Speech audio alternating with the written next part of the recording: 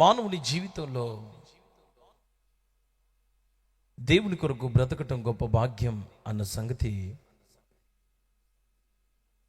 ఈ కాలంలో మానవుడు సరిగ్గా తెలుసుకోలేక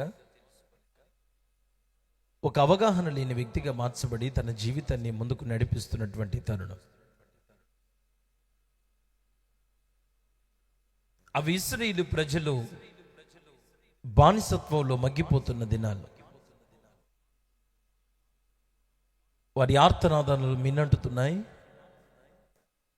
వాళ్ళు వేసిన కేకలు, చేసిన ప్రార్థన, పెట్టిన మొర ఎందరో విన్నారు, కానీ వారి విడుదలకు ఎవరు సహకారులుగా మార్చబడలేకపోయారు.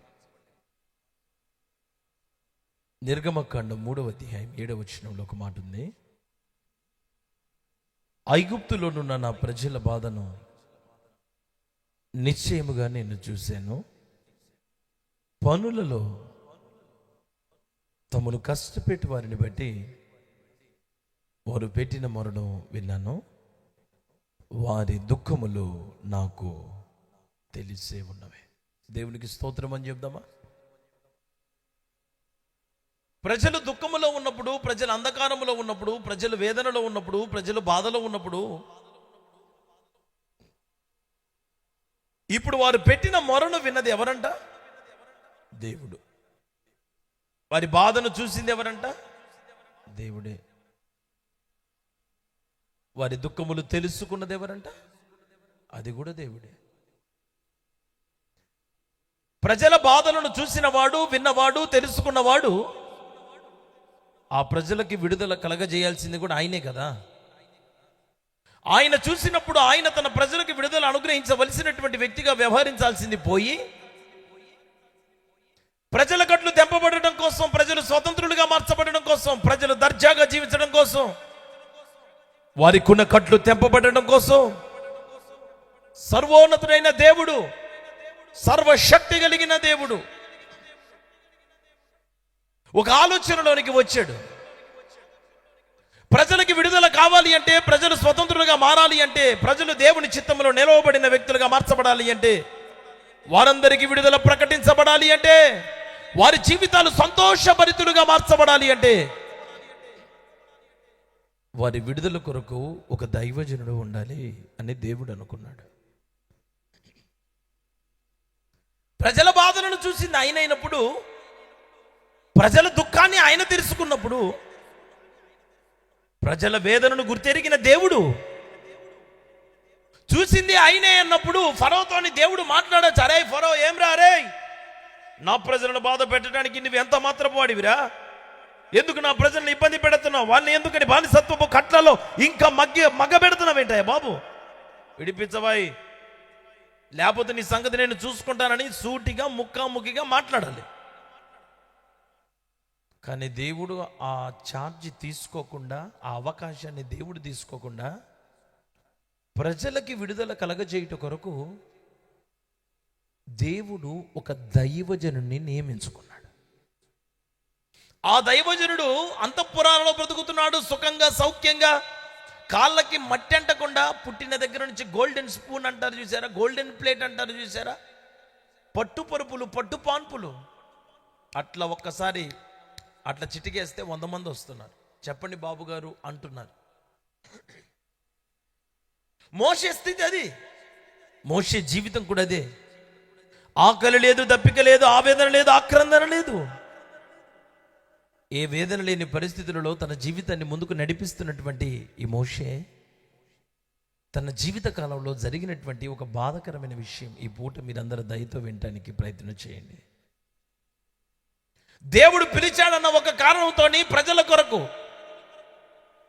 ప్రజలు నలిగిపోతున్నారని ఒక్క దైవజనుడు, ఇంతమంది దుఃఖముతో సంబంధం లేకపోయినా, వాళ్ళెవరో మోషే ఎవరో తెలియకపోయినా, వారి బాధలతో మోషేకి సంబంధం లేకపోయినా, దేవుడు పిలుస్తున్నాడు, మోషే. ఏంటి ప్రభువా, ప్రజలు బాధలో ఉన్నారయ్యా, అయితే నన్నేం చేయమంటావు? ప్రజలు నలిగిపోతున్నారయ్యా, నన్నేం చేయమంటావు ప్రభువా? ప్రజలు బానిసత్వపు కట్ల ద్వారా ఏడవబడి గాయపరచబడుతున్నారు అబ్బాయి, నన్నేం చేయమంటావు ప్రభువా? నన్ను విడిపించావు, నన్ను కాపాడావు, నన్ను రక్షించావు, నాకు మంచి జీవితాన్ని అనుగ్రహించావు, ఏ లోటు లేని స్థాయిలో నన్ను ఉంచావు. నా బ్రతుకు నేను బ్రతుకుతున్నాను కదా ప్రభువా. వాళ్ళ పరిస్థితులతో నాకేం సంబంధం తండ్రి? దేవుడు మాట్లాడుతున్న మాట, ప్రజల కట్లు తెంపబడాలి అంటే నీవు ఆ ప్రజల క్షేమము కొరకు అంతఃపురాలను విడిచిపెట్టాలి. నీ సుఖాలను, నీ సౌఖ్యాలని, నీ ఫ్యూచర్, నీ భవిష్యత్తును తీసి పక్కన పెట్టి, రేపు నువ్వు బాగుండొచ్చు, బాగుండకపోవచ్చు, రేపు నీ జీవితంలో నిందలు అవమానాలు కలగచ్చు, రెట్టింపు ఘనతకు నువ్వు పాత్రునిగా పాత్రురాలుగా మార్చబడచ్చు. నీ స్థితి ఏదైనా, నీ పరిస్థితి ఏదైనా, నువ్వు ఏ స్థితిలో నువ్వు బ్రతికినా, ప్రజలు విడిపించబడాలి అంటే, ప్రజల కట్టు తెంపబడాల్సిందంటే నువ్వు ఖచ్చితంగా ఈ మహిమ కలిగిన సేవ చేయటానికి రావాల్సిందే. ప్రభువా, ఈ మహిమ కలిగిన సేవ చేయటానికి నేను వస్తాను కానీ తండ్రి, ఈ అద్భుతమైన సేవ చేయటానికి నేను పూనుకుంటాను కానీ ప్రభువా, ఈ సేవ చేయడానికి నన్ను నేను అప్పగించుకుంటాను కానీ, అంతఃపురాలు విడిచిపెట్టినందుకు మరణ నా పట్టు పొరుపులను ఇంకా మెత్తగా చేస్తావా? సుఖాలు సౌఖ్యాలు పెంచుతావా? చక్కని చింతలేని జీవితంలో నుంచి నేను ఈ సేవకు రమ్మని నన్ను పిలుస్తున్నావే. నెల 1వ తారీఖు వచ్చేసరికి అంతో ఇంత నా జీతం నా అకౌంట్లో పడుతుంది కదా ప్రభువా. ఏ ఇబ్బంది లేని జీవితాన్ని నేను అనుభవిస్తున్నాను కదా తండ్రి. ఈ ఆకలి తప్పులు లేని జీవితాన్ని అనుభవించగలిగినటువంటి స్థితి నువ్వు ఇచ్చిందే కదా నాన్న. మరి నువ్వేమేమి ఇప్పుడు ఉన్న పాటు నా పట్టుమని సేవకి రమ్మంటున్నావు, ఎట్లా రావాలి ప్రభువా? సరే, నువ్వు అన్నందుకు, నువ్వు పిలిచేందుకు నేను కాదనుకుంటా వస్తా. మరి నేను వస్తే నువ్వేం చేస్తావు? నేను వస్తే నువ్వు నాకేమిస్తావు? నేను వస్తే నాకున్న సౌకర్యాలు ఏంటి? నేను ఈ సేవకు వస్తే నీవు నాకు అనుగ్రహించే ఘనత ఏంటి? ఏమడగలేదు మోషే. దేవుడు పిలిచినందుకు తనకున్న సుఖాలను సౌఖ్యాలను అన్నిటి విడిచిపెట్టి చక్కటి రాజభోగం అనుభవిస్తున్నటువంటి మోషే, రాజభోజనాన్ని తింటున్నటువంటి మోషే, పట్టు వస్త్రాలను ధరించుచున్న మోషే ఇప్పుడు దేవుని ప్రజల కొరకు అరణ్యములో నడవటానికి ఒంటరిగా నిలవబడ్డాడు. ఐగుప్తు ధనము కంటే క్రీస్తు విషయమైన నింద గొప్ప భాగ్యమని ఎంచుకొని అల్పకాల పాప భోగం అనుభవించడం కంటే దేవుని ప్రజలతో శ్రమలు అనుభవించటమే మేలని నిర్ణయించుకుని,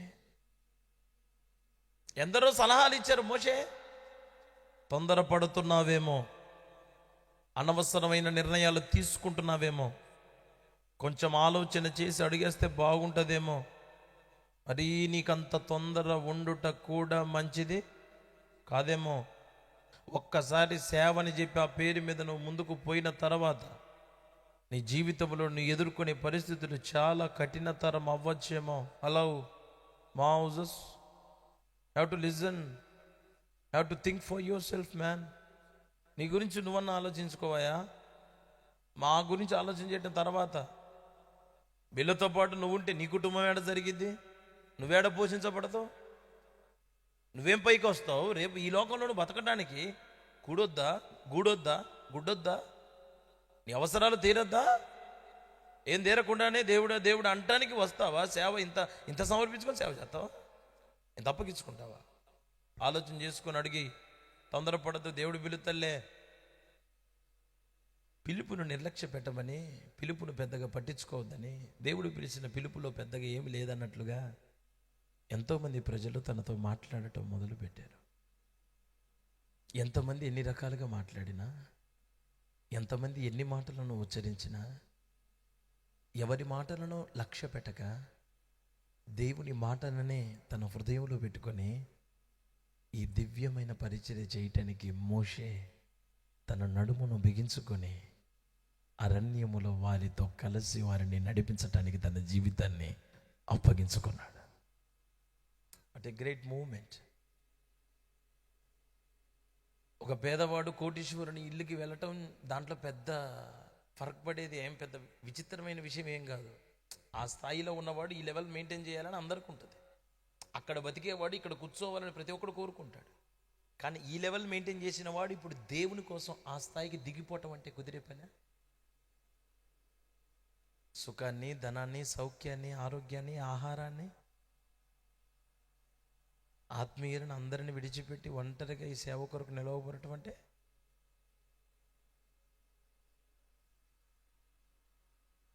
నిర్దాక్షిణ్యంగా అందరిని విడిచిపెట్టి ఈ సేవకు రమ్మని దేవుడు మోషేతో పిలిచినప్పుడు నిస్సంకోచంగా దేవుని మాటకు విధేయత చూపించి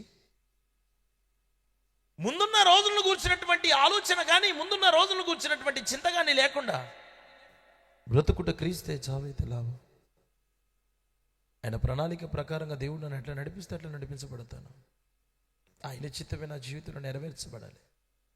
ఏది ఏమైనా ఆయన చిత్తానికి అప్పగింపబడిన వ్యక్తిగా నేను మిగిలిపోతానని తన జీవితంలో నిర్ణయం తీసుకుని మోషే సేవకు వచ్చాడు. ఇంతవరకు బాగుంది. మీరు చాలా జాగ్రత్తగా వినాలి. ఒక దైవజనుడు సేవకు రావటం మంచిదే. ఒక సేవకుడు దేవుని పని చేయటం గొప్ప భాగ్యమే. కానీ ఈ సేవ చేయటానికి ఎంత నలిగిపోవాలి ఒక దైవజనుడు మీకు తెలుసా? ఎన్నిటిని కాదనుకోవాలో మీకు తెలుసా? ఎన్నిటిని విడిచిపెట్టుకోవాలో మీకు తెలుసా? ఎంత త్యాగం చేస్తే ప్రజలు బ్రతుకుతారో మీకు తెలుసా? శరీరం నిండా అనారోగ్యాలు, ఇంటి నిండా ఆర్థిక పరిస్థితులు, కుటుంబంలో అసమాధానం, బంధువుల మధ్య అవమానం, సమాజంలో లెక్కలేనితనం, అందరి ముందు ఒక చీడ పురుగు లాంటి జీవితం. దీనినే సేవ. ఈ సేవకి బైబిల్ చెప్పిన మాట, ఇది మహిమ కలిగిన సేవ.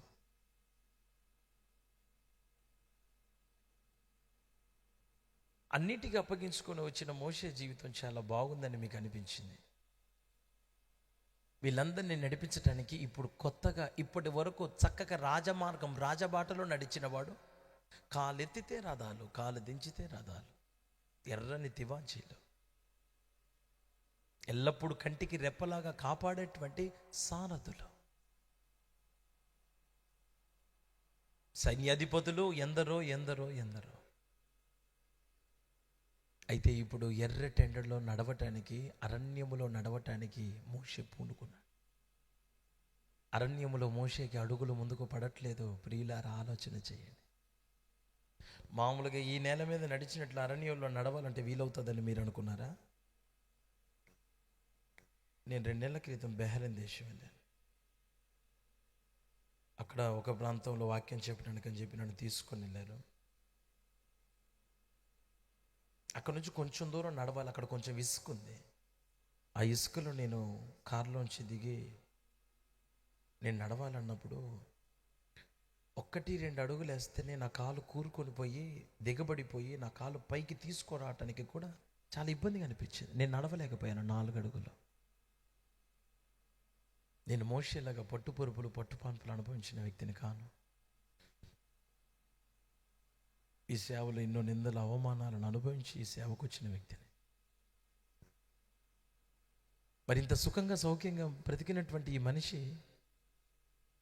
ఈ రోజున ఇంత నలిగిపోతున్నాడంటే, ఇంత ప్రయాసపడుతున్నాడంటే, ఇంత ఇబ్బందికి గురవుతున్నాడంటే కేవలం ప్రజలు విడిపించబడాలి, ప్రజల కట్లు తెంపబడాలని. ఈ లోకాన్ని ఏలుతున్న, ఐగుప్తని ఈ లోకాన్ని పరిపాలిస్తున్న ఫరోగా పిలువబడుతున్న అపవాది గాడి బంధకాలలో నుంచి మీలో కొందరైనా విడుదల పొందాలని దైవజనుడు వాళ్ళ సుఖాలను, సౌఖ్యాలను, వాళ్ళకున్న ఆర్థిక పరిస్థితులను త్యాగం చేసి ప్రజలను నడిపించుట కొరకు, ప్రజలను పోషించుట కొరకు, ఇంట్లో తినటానికి తిండి లేని పరిస్థితులు ఉన్నప్పటికీ కూడా మీ మధ్యలో ఎన్నడూ చేయి చాపక, తమ అవసరతను ఎవరితో చెప్పుకొనక, అందరినీ కోల్పోయి ఒంటరిగా నిలవబడినటువంటి ఈ దైవజనుడికి రక్షించబడుతున్న ఆత్మలను చూసినప్పుడు తన హృదయం పొంగి పరవశిస్తుంది. ఆయన నామములో ప్రభువా, ఇంత త్యాగం చేసి నీ పని చేయటానికి నేను పూనుకున్నందుకు నా త్యాగానికి గుర్తుగా ఇంత ఆత్మల్ని ఇచ్చావు తండ్రి. నేను విడిచిపెట్టి వచ్చినటువంటి మనుషులు, నేను విడిచిపెట్టి వచ్చిన సుఖాల కంటే నా ద్వారా నువ్వు రక్షించిన ఈ ఆత్మలే నాకు భాగ్యం ప్రభు అని సంతోషపడేవాడు దైవజనుడు. రోజులు గడుస్తున్నాయి. ప్రజలకి మార్గమధ్యంలో ఎర్ర సముద్రం లాంటి పరిస్థితులు వస్తే దేవుణ్ణి బ్రతిమిలాడి సముద్రాన్ని 2 పాయలు చేస్తాడు. ఆరిన లేనను ప్రజలని నడిపిస్తాడు. ప్రజలకి దాహమైతే దేవుని దగ్గర బ్రతిమాలి ప్రణమిల్లి బండల నుంచి నీళ్లు రప్పిస్తాడు. పగలు మేఘస్తంభం, రాత్రి అగ్నిస్తంభం. వారిని నడిపించిన నాయకుని బట్టి దేవుడు వారికి సర్వసాధారణమైన భోజనం పెట్టడానికి ఇష్టపడక దేవుని దూతలుగా పిలువబడుతున్న వారు తినే భోజనం పేరు మన్నా. ఆ మన్నాని గొడ్డు చాకిరీ చేసి ఎర్రటెండలో బానిసలుగా బ్రతికినటువంటి, సరిగ్గా ఒంటికి గుడ్డ తొడగటం రాని ఈ మనుషులకి దేవుని దూతలు తినే ఆహారాన్ని పెట్టాడు వాళ్ళ దైవజనుడిని బట్టి. అమ్మో, వీడింత త్యాగం చేసి వచ్చినందుకు వాడు నడిపిస్తున్నటువంటి ఆత్మీయులను నేను చాలా జాగ్రత్తగా కాపాడాలన్న ఆలోచన ప్రభువులో కూడా కలిగింది. వాళ్ళకి మాంసం కావాలంటే పూరేలను కురిపించాడు. వాళ్ళు వేసుకున్న చెప్పులు అరిగిపోలేదు, వాళ్ళు వేసుకున్న వస్త్రాలు పాతగిల్లలేదు. 40 ఏళ్ళు వాళ్ళతో పాటు వాళ్ళ పరిస్థితులను కూడా దేవుడు పెంచుకుంటూ వచ్చాడు. ఒక మాట మీరు అందరూ వినండి. ఇంత అద్భుతంగా దైవజనుడు ప్రజలందరికీ ప్రయోజనకరంగా మారి ఆ భయంకరమైన బానిసత్వపు కట్ల నుండి విడుదల పొందటానికి ఎంత కష్టపడి ఎంతో పూనుకున్నాడు మోషే. ఫరో ఎట్లా అంటాడో 2 మాటలు చెప్పి కొంచెం ముందుకు జరుగుదాం. ఫరో గడి మనస్తత్వం ఎట్లాంటిదంటే, కళ్ళ ముందే కట్టుకున్న భార్య నిండు చూలాలు అని కూడా చూడడు. గర్భిణిగా ఉన్న ఆమెని భర్త కళ్ళ ముందే ఇటుకలు చేయటానికి మట్టిని పిసికిస్తూ ఉంటాడు. ఎర్ర టెండలో కాళ్ళకి చెప్పులు లేకుండా ఆ ఆడమనిషి ఆ పని చేయాలి. ఆ మనిషి కననై ఉన్నప్పుడు, అండి నొప్పులుగా ఉన్నాయి, కొంచెం నొప్పులుగా అనిపిస్తున్నాయి, కనటానికి సమయం ఏమో అన్న సమయానికి పోయి ఆ మట్టి పిసకమంటాడు, ఆ మట్టిని తొక్కమంటాడు. ఏ భర్తకైనా కళ్ళ ముందే భార్యని ఎవరన్నా హింసిస్తుంటే కోపం రాకుండా ఉంటుందా? వస్తుంది, కానీ ఏం చేయలేరు.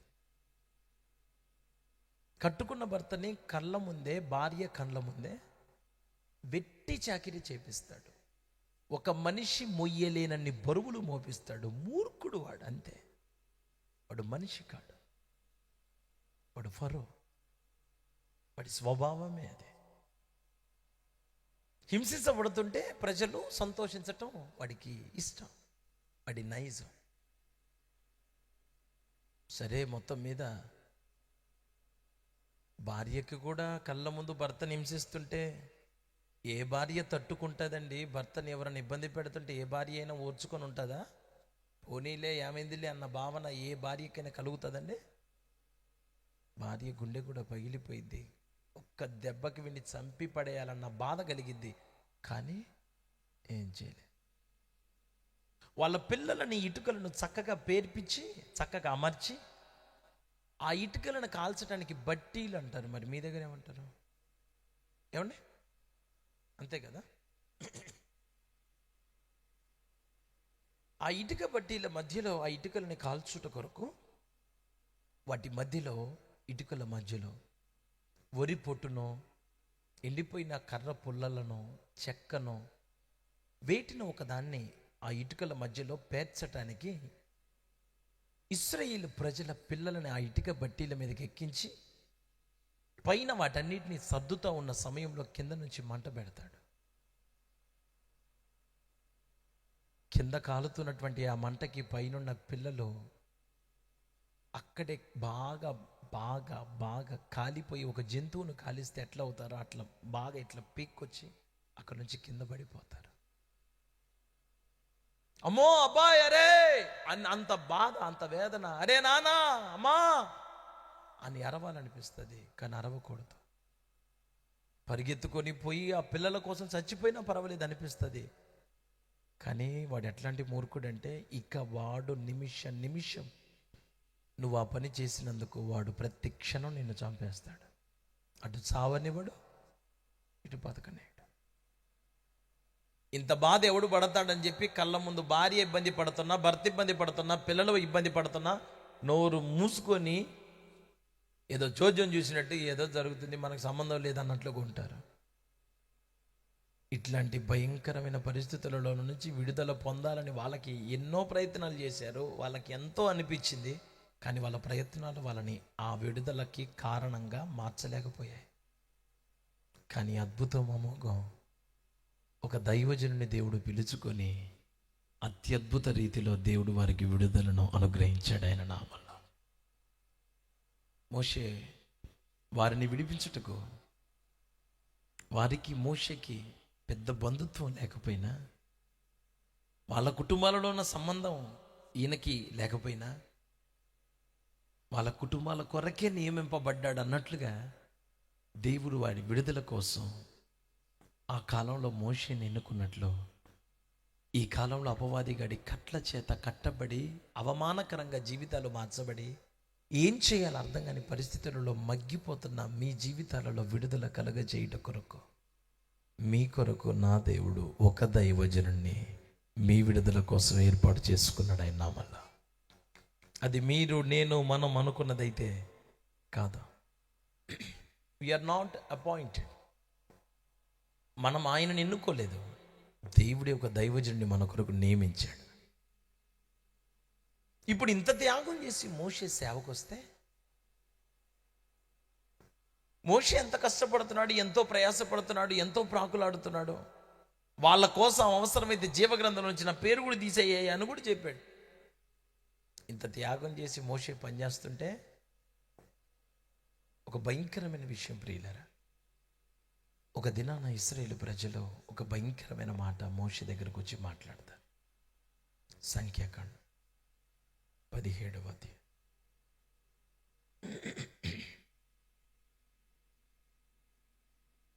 సంఖ్యాకాండం 16వ అధ్యాయం 3వ వచనం చదవగా మనందరం విందాం.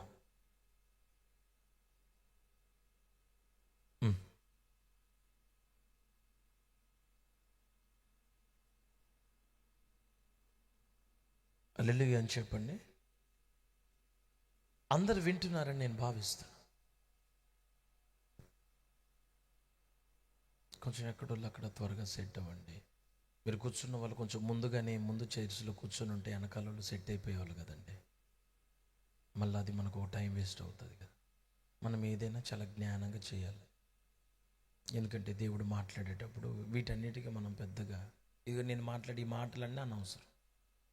కమ్మగా ఆ సమయంలో ఇంకో 4 మాటలు మీరు వినొచ్చు. ఓకే, హల్లెలూయా అని చెప్దాం అందరం. కొంచెం బిగ్గరగా చెప్దామా?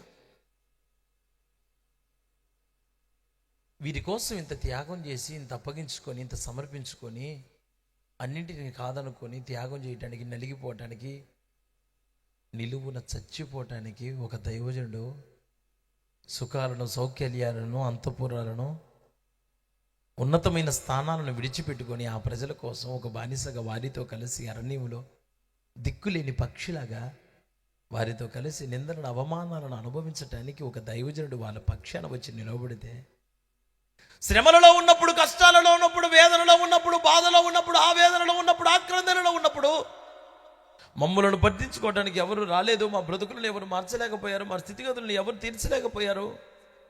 మేము వేదనలో ఉంటే, మేము కట్లతో కట్టబడి ఉంటే, బంధకాలలో ఉంటే, ఆర్థిక పరిస్థితుల్లో ఉంటే, అప్పులలో మునిగిపోయి ఉంటే, అనారోగ్యాలతో మేము చచ్చిపోయి ఉంటే, మా శరీరంలో కలిగిన బలహీనతకు, మా కుటుంబంలో జరిగినటువంటి అవమానానికి బ్రతకాలో చావాలో అర్థం కాని పరిస్థితులలో మీకు మిగిలిపోయి ఉన్నప్పుడు దేవుడు మమ్మలను ప్రేమించి ఒక దైవజనుడు మా కొరకు పంపించాడే. ఆ దైవజనుడిని దేవుడు మా కొరకు పంపించాడు కనుక ఆ దైవజనుడికి మేము లోబడాలా, ఆ దైవజనుడు చెప్పినట్లుగా మేము వినాలన్న ఆలోచన చేయాల్సింది పోయి, వీళ్ళందరూ మోషే అహరోనులకు విరోధంగా పోగుబడి అంటున్నారట, ఏమయ్యా మోషే, మీతో మాకు ఇంక అవసరం లేదు లేవా. ఒక మాట మీరు నాకు సమాధానం చెప్పండి. వాక్యం చెప్పమని నన్ను ఇక్కడికి పిలిచి నడి మీటింగ్లో నేను నిలవపడగానే అవసరం లేదు, నేను వాక్యం చెప్పాల్సిన అవసరం లేదు, నీ మొహానికి ఏమొచ్చిరా ఎదవా అని చెప్పి నన్ను మీ మధ్య నుంచి పంపిస్తే ఎట్లుంటుంది ఆలోచన చేయండి. నేను బెంగళూరులో వాక్యం చెప్పడానికి వెళ్ళాను. బెంగళూరు ప్రాంతంలో దేవుని పని చేయటానికి వాళ్ళు అక్కడ నన్ను ఆహ్వానిస్తే వెళ్ళాను. సరే, దేవుని పని చేయటం భాగ్యం కదా, సరే అని చెప్పి వెళ్ళాను. నాకు మంచి 5 స్టార్ హోటల్ బుక్ చేశారు. చక్కగా ఒక లగ్జరీస్ కార్ కూడా పంపించారు, ఫార్చ్యూనర్ కార్ని. నాకు భాష రాదు కానీ ట్రాన్స్లేటర్లు ఉన్నారు, తెలుగు ప్రజలు కొంచెం అక్కడ ఉంటారు.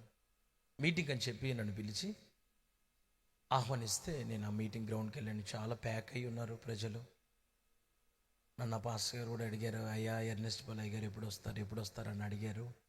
మీరు వస్తున్నారనేసరికి చాలామంది వచ్చారండి అని కూడా చెప్పి నేను వచ్చాను. వచ్చి స్టేజ్ పక్కన అట్లా నాకు చైర్స్ ఉంటే అక్కడ కూర్చున్నా. అక్కడ కూర్చున్న టైంలో ఎవరో ఒక ఆవిడ స్టేజ్ మీద చక్కగా జడ బాగా పొడుగ్గా ముందుకేసుకొని, జడ నిండా చక్కగా పూలు పెట్టుకొని, కాలు మీద కాలు వేసుకొని, జిగేలు మెరిసే చీర కట్టుకొని కాలు ఊపుకుంటూ కూర్చుని. నాకేమో కొంచెం ఇట్లాంటి విషయాలు జీర్ణం కావు. ఎవరేమనుకున్నా చెప్పిన దాకా నాకేమో నిద్ర పడదు. ఎవరేమైనా అనుకొని ఉన్నదైతే మనం చెప్పాలా, అది నా ఆలోచన. చాలాసేపటి నుంచి పక్క నుంచి చూస్తున్నా, అసలు నేను తట్టుకోలేకపోతున్నా, వల్ల కావట్లేదు. ఇక నాకు అవకాశం ఇచ్చారు. మన మధ్యలో ఉన్న దైవజనుడు అది ఇది 22, 32, 152 రెవరెండు ఏమేమో చాలా చెప్పారు. ఆ దేశం ఈ దేశం ఇక్కడిక్కడ కాదు, ఎక్కడెక్కడో వాడబడే గొప్ప దైవజనుడు అని చెప్తే ఇంకా నేను వచ్చిన. నేను మైక్లో కూడా కాకుండా ఆమె దగ్గర నిలబడి ఆమె దగ్గరికి డైరెక్ట్గా ఆమె దగ్గరికి వెళ్ళి ఆమెతో ఒక మాట చెప్పా. అమ్మా, నేను చెప్పే వాక్యానికి నువ్వు కూర్చొనుడికి షూటింగ్ కాదమ్మా, అసలు సెట్ కాదు. నువ్వన్న దిగు, నేనన్న దిగుతా. నేను చెప్పే వాక్యానికి నువ్వు ఇచ్చే పోజుకి ఈడ పొంతన కుదరదు, సెట్గా తల్లి. మళ్ళీ నీ వాక్యం అంతా చెబితే నేను ఒకటి చెబుతుంటే, నిన్ను ఇట్లాంటివి పెట్టుకొని చెబుతుంటే నేనెట్టుంటుందమ్మా? నేను చెప్పేదంతా నీకు విరోధంగానే ఉంటుంది. కొంచెం దయించి నా మాటిని కొంచెం సర్దుకోమంటే ఏమన్నది, ఏమనుకుంటున్నావా? పోవా పో, ఏమనుకుంటున్నావు? నేను పాస్టమ్ గారిని అయితే అన్నది. అబ్బో, పాస్టమ్మ గారువా? పోతే పో అని చెప్పింది. అంతమంది ముందు నన్ను వెళ్ళమంటే నేనేం పెద్దగేం బాధేం పడలేదు. వచ్చేటప్పుడు ఫార్చ్యూనర్ కార్లో తీసుకొని వచ్చారు, పోయేటప్పుడు కాలినట్టు నడుచుకుంటూ పోయారు. నన్ను ఎవడు పట్టించుకోలేదు. ఎందుకు పోతున్నాడు అయ్యగారు కూడా అని ఎవరికి అర్థం కాలేదు ప్రజలకి. నేనేదో అమ్మగారికి నా వ్యక్తిగత విషయాన్ని చెప్పి బాధపడి అర్జెంటుగా నాకేదో బాత్రూమ్ అవుతున్నట్టు పోయే వాళ్ళకి చూస్తుంటే జనాలు వాళ్ళు ఏదో అనుకున్నారు, మరి నాకు అర్థం కాలేదు. ప్రజలు కూడా మౌనంగా కూర్చొని ఉన్నారు. నా దగ్గర లాడ్జికి సంబంధించిన హోటల్కి సంబంధించినటువంటి అది కార్డు ఒకటి ఉంది. ఆ కార్డు మీద అడ్రస్ ఉంది. నాకు ఆ కన్నడ భాషలో చెన్నగిదిరా అనే ఒక మాట తప్ప ఇంకే మాట రాదు. ఎందుకు ఆ మాట నేర్చుకున్నానంటే, ఎక్కడన్నా నిలవబడినప్పుడు ప్రజలందరిని అడ్రస్ చేయడానికి చెన్నగిదిరా అంటే అమ్మో అయ్యగారికి మా భాష కూడా వచ్చని వాళ్ళు సంతోషపడతారని, చెన్నగిదిరా అంటే బాగున్నారా అని ఆ ఒక్క మొక్క నేర్చుకొని ఆడికి పోయి ఇంక అదే మాట్లాడుతుండే, చెన్నగిదిరా చెన్నగిది. ఇక భాష రాకపోయేసరికి వాళ్ళకి వీళ్ళకి కార్డు చూపించుకుంటా, అయ్యా ఇక్కడికి పోవాలయ్యా, ఇదయ్యా యాడయ్యా అని నోటికి మాటలు వచ్చినా ఇక మోగోడ్లాగా యాక్షన్ చేసి వాళ్ళని అడిగి నా తిప్పలు నేను పడితే వాళ్ళు కార్డుకి వెళ్ళి నాకెళ్ళి చూస్తున్నారు. ఈ కార్డు ఈ హోటల్కి పోవాల్సిన చాలా అఫీషియల్గా ఉండాలి, వాటికి తగ్గ కారు ఉండాలి, నువ్వేంది ఖాళీ నడకను పోతా, ఈ కార్డు నీకు దొరికింది అన్నట్టు చూస్తుండ్రు వాళ్ళు. ఎట్నో అటు చేసి ఆ హోటల్ అడ్రస్ చూపిస్తే నా లగేజ్ అంతా చదువుకొని ఆ నుంచి తిప్పలు పడి హోటల్కి వచ్చా, ఎయిర్పోర్ట్కి వచ్చా. విషయం ఏంటంటే, వచ్చేటప్పుడు ఫ్లైట్ టికెట్ అయింది, పోయేటప్పుడు ఫ్లైట్ టికెట్ కాల. పాస్ట్ గారు అంటే ఏం పర్వాలేదు దగ్గర అప్పటికప్పుడు ఏం చేసుకొని పోవచ్చు, మీకంటే ఎక్కువ ఉంది రండి అన్నాడు. నేనేం విశ్వాసంతో ₹1 కూడా నాకు రాబడే కానీ పోబడే లేదని నేను కూడా బాగా విస్తారమైన విశ్వాసంతో ₹1 కూడా తీసుకోకుండా నేను వచ్చి జేబులో చిల్లికవ్వలేదు. ఆ ఎయిర్పోర్ట్ దగ్గర నిలబడి నేను ఒక ప్రార్థన చేసిన, ప్రభా నేను నీ పని యథార్థం చేయడానికి పూనుకున్నా, ఎవరెట్టుంటే నాకేముందిలే అన్న భావన అయితే నా గుండెలో లేదయ్యా. అందరూ ఖచ్చితంగా సరిచేయబడాలా, దానికోసం నేను కష్టపడతాను. నా మనసు నీకు తెలుసు తండ్రి, దయించి కనికరించి కృప చూపించి కార్యం చేయను ఆయన. ఒక మాట మాత్రం నీకు చెబుతున్నా, నేను దొంగ రైలు ఎక్కి మళ్ళీ నేను మాచెల్లిపోను. దొంగ రైలు ప్రయాణాలు నేను చేయను. నన్ను ఎట్టయితే నువ్వు ఫ్లైట్లో తీసుకొని వచ్చినావు అట్టనే నేను ఫ్లైట్లో మాచర్లు తీసుకొని పోతేనే మాచర్లో సేవ చేస్తా, లేకపోతే నువ్వు ఏడ సేవ చేస్తావు అని నన్ను అడిగితే నేను బెంగళూరు ఎయిర్పోర్ట్ దగ్గర సేవ చేస్తానని చెప్తాను. నువ్వు పంపిస్తావా పంపించు, లేకపోతే ఏడు ఉంచుతావా ఉంచుకో, నీ ఇష్టం ఏమైనా చేసుకోమని చెప్పి కూర్చొని ప్రార్థన చేసుకో. కొద్దిసేపటికి ఒక తమ్ముడు వచ్చాడు ఎయిర్పోర్ట్లో నుంచి. ఆ తమ్ముడు నన్ను చూశాడు. ఆ తమ్ముడిని చూశాను. అన్నీ ప్రైజ్లేడనియా అన్నాడు. అగో ఏందబ్బా ఎవడరా వీడు అనుకున్నాను. నాకేం తెలియదు, గుర్తు రావట్లేదు. నన్ను అందరు గుర్తుపడతాను, నేను అందరిని ఏడ గుర్తు పెట్టుకుంటా. ప్రైజ్లాడు తమ్ముడు అన్నా. అన్నీ బాగున్నారనియా అన్నాడు. నేను నా బాగా వాడికేం తెలిసి, నువ్వు దిగుతావా నేను దిగాలంటే నువ్వే దిగుపోరా అని చెప్పి ఒక మనిషి నన్ను అన్నది. ఆడ మనిషి అని నేనేం చెప్పను. బాగున్నారా అంటే కింద పడ్డ పై చేయి మందే కదా అని, బాగుండక ఏమైంది బాగున్నా నానా అన్నా. అనియా ఏంటనియా మీటింగ్ కోసం వచ్చారనియా, ఏంటనియా మరి ఇంకా రాలేదంటే, ట్రాఫిక్లో కారు ఆగిందిలే వస్తున్నారని చెప్పాను. మరి మన బాధ ఎవరికి చెప్పకూడదుగా, మనని పిలిచింది ఆయన, వీడు మన మీద జాలి పట్టమైంది అసలు అమాయకంగా. వారం నువ్వెవడరా నాకు నా మీద జాలి పడేదని చెప్పి అవసరం లేదులే అని వస్తున్నారులే అని చెప్పి అని చాలా హ్యాపీగా ఉందనియా అంటాడు. ఇంతకు ఏందిరా సంగతి అనియా, మీరు అమలాపురం వచ్చారు కదనియా, అక్కడ మీరు నా కోసం ప్రేర్ చేశారు, జాబ్ లేదంటే దేవుడు జాబ్ ఇచ్చాడనియా. సంతోషం నాన్న, వెరీ గుడ్ తమ్ముడు, హ్యాపీ నాన్న. అన్యా నేను ఇప్పుడే వస్తానని అని చెప్పి పోయింది. ఇంకా వాడు రాలా. నేను ఆ మనిషి మాట్లాడుతుంటే నేనేమనుకున్నా చెప్పినా, దేవుడు కాకిని పంపించాడు, వీడిని పంపించాడు, ఏదో ఒక రకంగా అవసరం తీరిందిలే, ఖచ్చితంగా మార్చల్లో పడ్డట్టే అనుకున్నా నేను. వాడు వచ్చినట్టు వచ్చిండు, మై మరిపించే ప్రోగ్రాం పెట్టిండు, 10 నిమిషాలు పట్టుమని కూడా నిలబడుకునే వాడి దారి వాడు చదువుకుని పోయా. ఇప్పుడు మరి నా బతుకేం కావాలా? అయినా కానీ నేనేం పెద్ద గేమి పర్వాలేదయ్యో నేను అనుకున్నాలే కానీ, నేను మనుషుల వైపు చూడు నీ వైపు చూస్తాను, నువ్వేమేం ఏం చేస్తావు నాకు తెలియదు, నేనైతే మాత్రం నువ్వు పంపిస్తేనే పోతా లేకపోతే పోనయ్యా అని చెప్పి ఆడే కూర్చున్నా. ఓ బాగున్న తర్వాత ఆ కుర్రోడే వచ్చాడు. అనియా సారీ అనియా, పర్లేదు తమ్ముడు అనియా ప్రేర్ చేస్తాననియా నా కోసం అంటే, ఎందుకు చేయను ఖాళీగానే ఉన్నాగా, వాక్య పరిచర్య అన్న లేదు ఈ పూట, కనీసం ప్రార్థన చేస్తా రారమ్మయ్యా, నువ్వు ప్రార్థన చేయించుకోవడానికి నువ్వన్న దొరికినావని చెప్పి వాడికి సంపూర్ణంగా హాయిగా ప్రార్థన చేసిన. అయిపోయిన తర్వాత ప్రార్థన అయిపోయినాక కుర్రోడు నాకు 80,000 రూపాయలు ఇచ్చాడు. నేను ఆ మనిషితో ఒక మాట చెప్పాను, మరే నువ్వు నా విశ్వాసివి కాదు, నువ్వు నాకు సంబంధించిన మనిషివి కాదు, ఈ టైంలో దేవుడు నన్ను ఏమైనా పరీక్ష చేస్తున్నాడేమో, ఈ డబ్బులు నేనే ఆడ తీసుకోవాలరా నాయన. నేను ఎప్పుడైనా ఎవరి దగ్గరైనా మీటింగ్కి వెళ్ళినప్పుడు వాళ్ళ దగ్గర ఎవరన్నా వాళ్ళకి సంబంధించిన వాళ్ళు అర్పణిస్తే వాళ్ళ అయ్యగారు కనపడాలా, వాళ్ళ అయ్యగారు చూడాలా, వాళ్ళ అయ్యగారికి చెప్పాలా, అది ఓకే అయితేనే నేను తీసుకుంటాను. లేకపోతే గుట్టు చొప్పున సైడ్కి స్టేజ్ వెనక్కి రండమ్మా, వెనక నుంచి వెనక సైడ్ చేసుకొని పోయే మనిషిని కాదు. అది మొదటి నుంచి నాకు వాడుక అంతే. మీ పాస్టర్ గారికి తెలియకుండా అక్కడ తీసుకోకూడదు, నాకు క్రమం కాదు లేవాయా అని చెబితే వాళ్ళ పాస్టర్ గారికి ఫోన్ చేసి అయ్యగారు ప్రైజ్లేండి ఎగరండి అని అన్న వాళ్ళ అయ్యగారితో మాట్లాడారు. అయ్యగారు ఎన్ఎస్పల్ అయ్యగారు ఇక్కడ ఉన్నారండి, బెంగళూరులో ఉన్నారండి అని. అయ్యో అలాగా, ఏది ఫోన్ ఇవ్వు, నెంబర్ పోయింది నా దగ్గర కూడా, నేను మాట్లాడుతున్నాను. ఆయన ఫోన్ చేసి నేనన్నా, నువ్వు బాగున్నావా ఎట్టున్నావు ఇవన్నీ నన్ను అడగ మాకు, కానీ నీ విశ్వాసి నాకు 80,000 రూపాయలు ఇస్తుండయా, నన్ను ఏం చేయమంటావు చెప్పు, నేనేమంట తీసుకోవటం మంచిది కాదు, వాక్యక్రమం కాదు, మరి నువ్వే తీసుకోలే, నేను తీసుకోనని కూడా చెప్పాలే అని అన్న.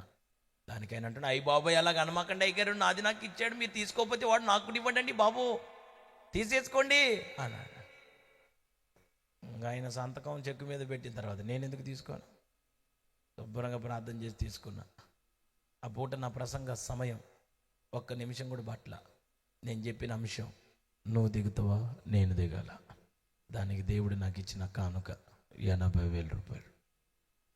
నేనెందుకు ఈ మాటలు మీకు చెప్పానంటే, దేవుడు పిలిస్తే సేవకు వచ్చాం, దేవుడు ముఖం చూసి మీ మధ్యలో నిలబడ్డా. కానీ బాధాకరమైన విషయం, ఇప్పుడు ప్రజలందరూ మోషే దగ్గరకు వచ్చి ఏమంటున్నారు, మీతో మాకిక. ఒక మాట మిమ్మల్ని అడుగుతాను, ఒక దైవజనుడితో మీకు పని లేదా? ఒక దైవజనుడితో మీకు అవసరం లేదా? అంటే సమస్యల నుంచి బయటపడ్డారని, అవసరాలు తీరాయని, చచ్చిపోయే వాళ్ళు బ్రతికారని, ఇల్లు లేని మీరు ఒక మంచి ఇల్లు కట్టుకున్నారని, సంతోషభరితులుగా మీరు మార్చబడ్డారని, ఈ రోజున దైవజనుడితో పని లేని జీవితాన్ని జీవించాలన్న తలంపు మీ మదిలో కలిగిందా? ఇంతమంది కోసం అంత సుఖాన్ని సౌఖ్యాన్ని విడిచిపెట్టుకొని వస్తే వీళ్ళందరూ ఇప్పుడు వ్యతిరేకంగా నిలబడి విరోధముగా పోగుబడి పోగయి మాట్లాడుతున్నారంట. నీతో మాకు పని లేదు పోవా ఏమయా అంటున్నారంట. మోషే ఏం చేయాలో అర్థం కావట్లేదు. ఏ తలకాయతోని ఏ రాయితో తలక పొగల కట్టుకోవాలో తెలియట్లేదు. ఎటు పోవాలో అర్థం కాదు. ఇదే పరిస్థితి ఇట్లా అవుతుందని నేను ఎక్స్పెక్ట్ చేయలేదు కదా. ప్రజలేంది ఇట్లా చేశారు,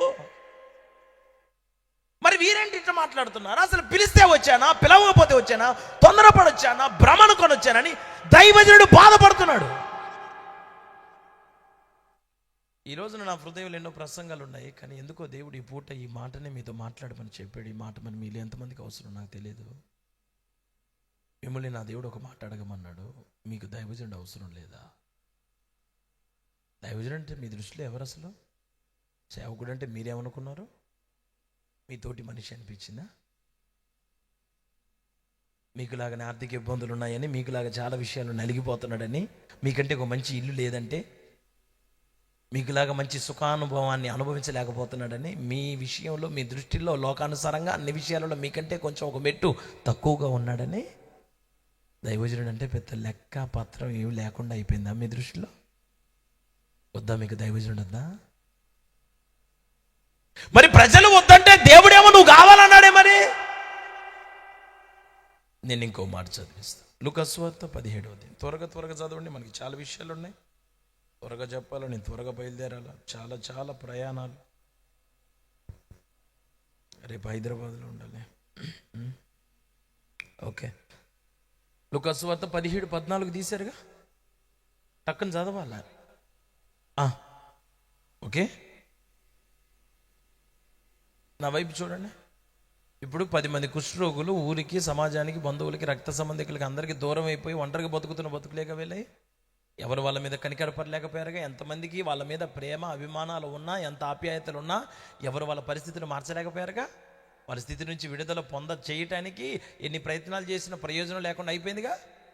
మరి ఇటువంటి తరుణంలో, ఇటువంటి సమయంలో మీరు ఒక్క మాట దయతో ఆలోచన చేయండి. వీళ్ళని కనికరించడానికి దేవుడు వారి మార్గం గుండా ఎంతోమంది వచ్చారు, కానీ యేసయ్య వచ్చిన రాక వారి జీవితంలో ఒక చరిత్రగా మిగిలిపోయిందిగా. ఆయన వారి మార్గం గుండా వచ్చి చేసిన పనింటికి మీరు చెప్పండి. అక్కడికి రాగానే 10 మంది కృష్ణులు ఏమంటున్నారు? అయ్యా ప్రభువా మమ్మల్ని కరుణించమని కేకలేశారా? దేవుడు ఏమన్నాడు? వెళ్తానే మీరు వెళ్ళండి, మీరు వెళ్ళి మిమ్మల్ని మీరు. నేను ఒక మాట మిమ్మల్ని అడుగుతాను. ఒక పాస్టర్ గారు ప్రార్థన చేస్తే బాగు చేసేది ఎవరు? దేవుడేగా కదా. ఒక దైవజనుడు ప్రార్థన చేస్తే నీ కట్లు తెంపబడేది ఎవరి ద్వారా? ఆయన ద్వారానే కదా. మరి ఈయన ఎందుకు మధ్యలో? ఇప్పుడు కుష్ఠరోగులు అవమానకరమైన స్థితిని అనుభవిస్తున్నటువంటి వీళ్ళ జీవితాలలో అద్భుతం జరుగుట కొరకు, ఒక దీవెనకరమైనటువంటి స్థితికి నడిపించబడటానికి, ఒక ఆశీర్వదింపబడిన వ్యక్తులుగా మార్చబడటానికి దేవుడు వారి జీవితాలలో కనికరించి స్వస్థపరిచి పంపించగలిగిన సామర్థ్యం దేవుని దగ్గర లేదా? దేవుడు కుష్ఠరోగుల్ని బాగు చేయలేడా? వారికి స్వస్థతనివ్వలేడండి? స్వస్థతనిచ్చేవాడు ఆయనే అయినప్పుడు, స్వస్థపరిచేవాడు ఆయనే అయినప్పుడు, స్వస్థపరచగలిగినటువంటి సామర్థ్యం ఆయనకు ఉన్నప్పుడు ఆయన ఏమనాలా? వెళ్ళండిరా బాగుపడతలే పోండిరా అనాలగా. మరి ఏమంటున్నాడు? మీరు వెళ్ళి మిమ్మల్ని యాజకునికి కనపరచు. యాజకునికి ఎందుకు చూపెట్టాలి మధ్యలో? ఈయనెవరు? బాగు చేయాల్సింది నువ్వు. బాగు చేసి నన్ను మరలా సమాజంలో ఒక విలువైన వ్యక్తిగా కనపరచాల్సింది కూడా నువ్వు కదా. మరి అయ్యగారు ఎందుకండి మధ్యలో? అసలు దైవజనుడితో పని ఉంది ఈ లోకంలో. సేవకుడు ఎందుకండి? సేవకుడితో అవసరత ఏంటి? ఎందుకున్నాడండి దైవజనుడు? ఏం దయ్యగారు నువ్వేం పెద్ద దేవుడు కాదులే, ఏమన్నా ఆకాశం చూడిపడ్డావా? నువ్వు ప్రార్థన చేసిన దేవుడు వినకపోతే నువ్వేం చేతవయా అని మాట్లాడేవాళ్ళు లేరా భూమి మీద? నువ్వేం పెద్ద పోజు కొడుతున్నావు మా ముందు, నువ్వెంత, నీ లెవెల్ ఎంత నీకు తెలుసా అని మాట్లాడేవాళ్ళు లేరా? దేవుడేమో యాజకునికి, దైవజనుడికి ఇంత ఆధిక్యత ఎత్తుంటే మరి మనుషులేంటి తీసిపడేస్తున్నారు కూరలో కరివేపాకులాగా. ఆయనేమో ప్రజల విడుదల ఆయనే చూసినా, ఆయన ప్రజల బాధను చూసినా, ప్రజలు పెట్టిన మొరను విన్నా, వారికి విడుదల కావాలి అంటే మోషే ఉండాలని దేవుడు అనుకున్నాడే. మరి వీళ్ళు వద్దంటారేంటి? ఇప్పుడు వీళ్ళు బాగుపడి స్వస్థపరచబడి సమాజంలో కలిసి అందరి ముందు ఒక సౌఖ్యమైన జీవితాన్ని జీవించాలంటే దైవజనుడు ఉండాలి. పోయి దైవజనుడి దగ్గర మీ దేహాలను మిమ్మల్ని మీరు కనపరుచుకోండి అంటున్నాడు. మరి ఈ కాలంలో దైవజనుడితో పని లేకుండా భక్తి చేద్దాం అనుకుంటున్నారేంటి? అసలు వద్దంటున్నారేంటి? సేవకుడు అనేవాడు వద్దంటున్నాడు. సేవకునితో పెద్దగా పని లేనట్టుగా ప్రవర్తిస్తున్నారు. మా ప్రార్థన మేము చేసుకుంటే పరలోకం పోవా అనే స్థాయికి వచ్చినటువంటి విశ్వాసాలు కనపడలేదు మనకి కాలంలో. అన్నిటికీ అయ్యగారే ఉండాలా? అన్నిటికీ ఆయనే ప్రార్థన చేయాలా? మన ప్రార్థన చేసుకుంటే దేవుడు ఎండా అనే స్థాయికి ఎట్లా వచ్చారు? ఒక మాట మీరు గుర్తుపెట్టుకోండి, మీరు ఏ సంఘానికి చెందిన వాళ్ళు, ఏ దైవజనుడు నడిపింపులు ఉన్నారో నాకు తెలియదు, కానీ ఒకటి మాత్రం గొంతులో ప్రాణంతో వరకు మర్చిపోకుండా గుర్తుపెట్టుకోవాల్సిన విషయం, మిమ్మల్ని ఏ దైవజనుడు నడిపిస్తున్నా ఆ దైవజనుడు మీకు ఉండాలని మీరు అనుకోలేదు. ఆ దైవజనుడి ద్వారా మీకు విడుదల కావాలని దేవుడు అనుకొని దేవుడు ఏర్పాటు చేసుకున్నాడు. ఆ ఏర్పాటులో ఆ కార్యాన్ని జరిగించింది ఎవరు? నువ్వా? నీ కుటుంబీకులా? నీ బంధువులా? నీ కులమా? నీ మతమా? ఆ ప్రాంత ప్రజలా? దేవుడా? మరి దేవుడు ఒకరిని ఉండాలని కోరుకున్నప్పుడు నువ్వెవరు కాదంటానికి? ఒక దైవజనుడు దేవుడు నీ కొరకు నాయకునిగా నియమించినప్పుడు ఆ నడిపింపుకి అప్పగించుకోకుండా నువ్వు ఎందుకు బ్రతుకుతున్నావు? ఆ నడిపింపుతో పని లేదన్నట్టుగా నువ్వు ఎందుకు ప్రవర్తిస్తున్నా? దైవజనుడు ఎందుకు ఉండాలి, అసలు దైవజనుడు అవసరమా అనే శీర్షికలో మీకు 2-3 మాటలు చెప్పిన మాటలు ముగిస్తాం. లూకాసు వార్త 13వ అధ్యాయం 7వ వచనం చదువుదామా? లూకాసు వార్త 13వ అధ్యాయం 7వ వాక్యం.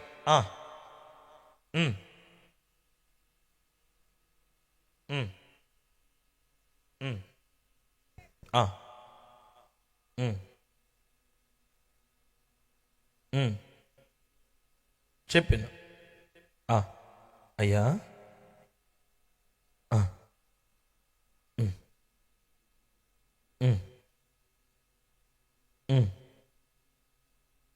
హల్లెలూయా చెప్పండి అందరు గట్టిగా.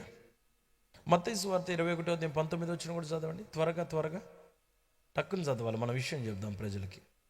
21:19 మత్తయి. ఓకే,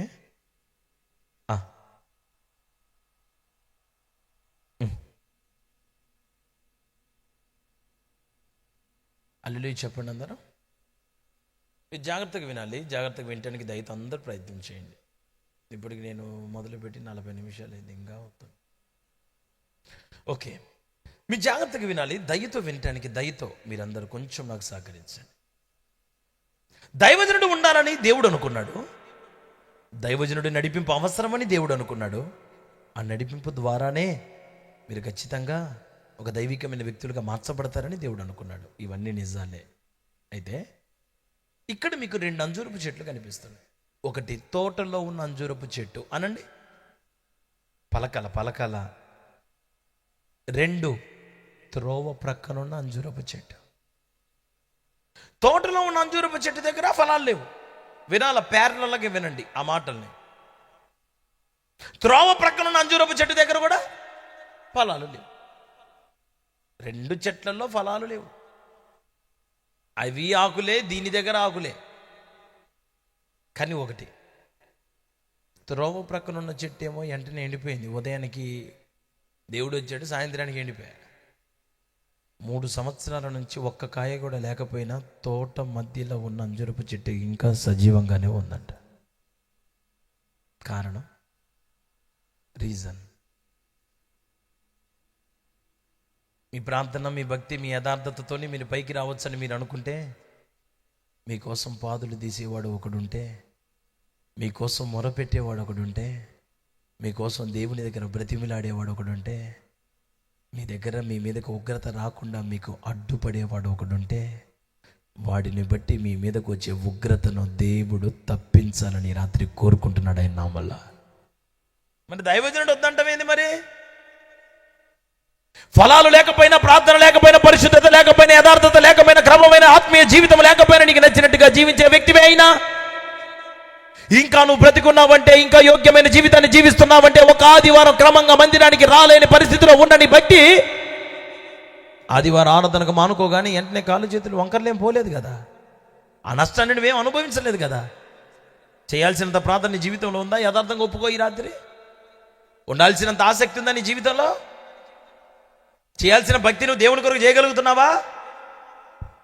నీకు బదులుగా ఒకడు దేవుని దగ్గర మొర్ర పెడుతున్నాడు, ఒకడు కన్నీళ్లుగా అరుస్తున్నాడు, ఒకడు బ్రతివేలాడుతున్నాడు. అయ్యా అయ్యా, ఆ కుటుంబాన్ని సంవత్సరం ఉండని ప్రభువా, ఇదొక్క అవకాశం అయ్యా, ఫలించేటట్టు నేను చేస్తానయ్యా, ఫలభరితంగా మార్చబడేటట్టు నేను చేస్తానయ్యా, భయముతో ఎట్ట బ్రతకాలో నేను నేర్పించుకుంటానయ్యా, పాదులు నేను తీస్తానయ్యా, ప్రతి చెట్టుని నేను సరి చేస్తానయ్యా, నేను పాదులు తీసి దాంట్లో ఉన్న రాళ్ళన్నింటినీ ఏరేసి కావలసినటువంటి పోషకాలు, కావలసినటువంటి ఎరువులు ఆ చెట్టుకి వేస్తానయ్యా.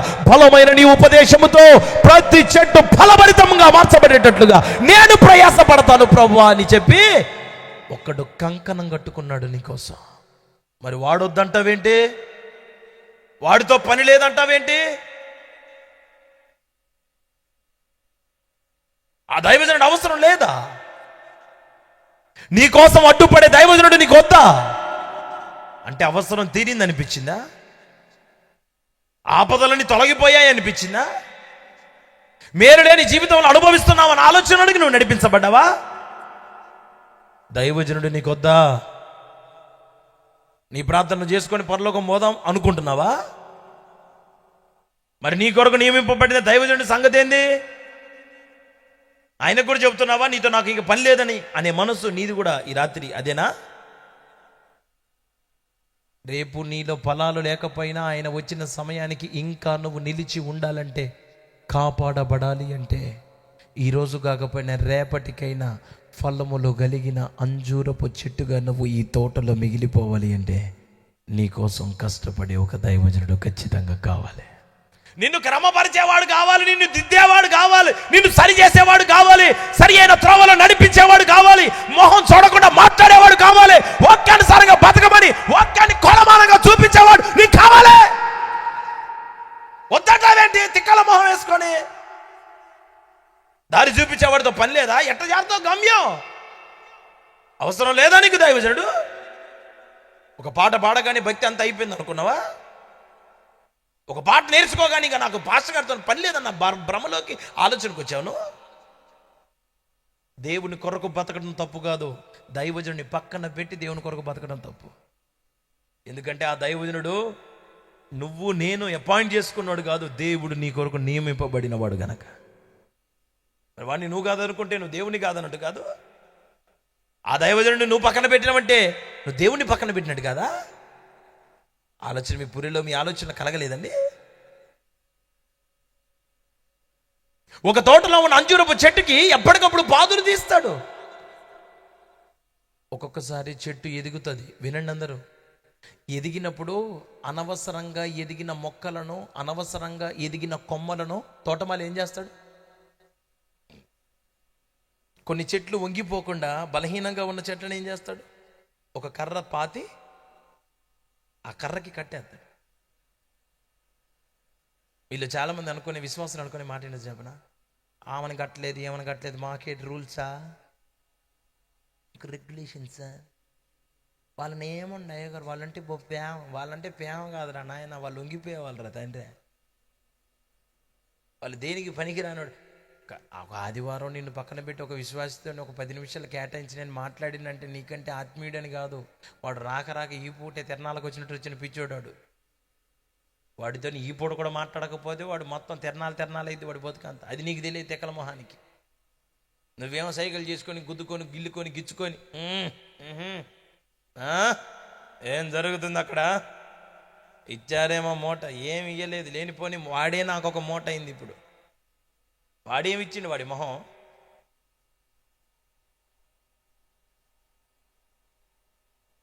ఒక తోటి విశ్వాసితో ప్రేమతో మాట్లాడుతుంటే పక్కనున్న విశ్వాసులకి మాకేం రూల్స్ పెడతాడు, మాకు రెగ్యులేషన్స్ పెడతాడు, మా క్రమం అంటాడు, అది అంటాడు, ఇది అంటాడంటే అది నువ్వు వంగిపోకుండా ఉండటానికి నీ తోటమాలి నీ పట్ల చూపించిన శ్రద్ధ. కట్టేశాడంటే, కట్టిపడేశాడంటే, నీకు హద్దులు పెడుతున్నాడంటే, నిన్నట్టనే బతకమంటున్నాడంటే నీవంటే కోపం కాదు. అది నువ్వే దయతో మంచి మనసుతో చక్కగా నువ్వు అర్థం చేసుకోవాలి. కొన్ని చెట్లను అనవసరంగా పొడుగుగా ఎదిగినటువంటి కొమ్మలను ఇందాకేం చెప్పాను, తోటమాలి ఏం చేస్తాడని చెప్పారు మీరు? కత్తిరిస్తాడా, నరికేస్తాడా? ఇప్పుడు నాకు ఒక మాట మీరు చెప్పండి, ఎదగాలంటారు, ఎదిగితేనేమో కట్ చేస్తారు, ఏంటండి అనండి. నువ్వు నీలో అనవసరమైన ఎదుగుదల, ఆ అనవసరమైన ఎదుగుదల బట్టి ఏమైందో చెప్పనా, నువ్వు తోటలో ఉంటావు. ఇది చూడండి, కొన్ని చెట్లు ఉండేదేమో తోటలో, కొమ్మలు పోయి రోడ్డు మీద ఉంటాయి, కాయలన్నీ రోడ్డు పాలే.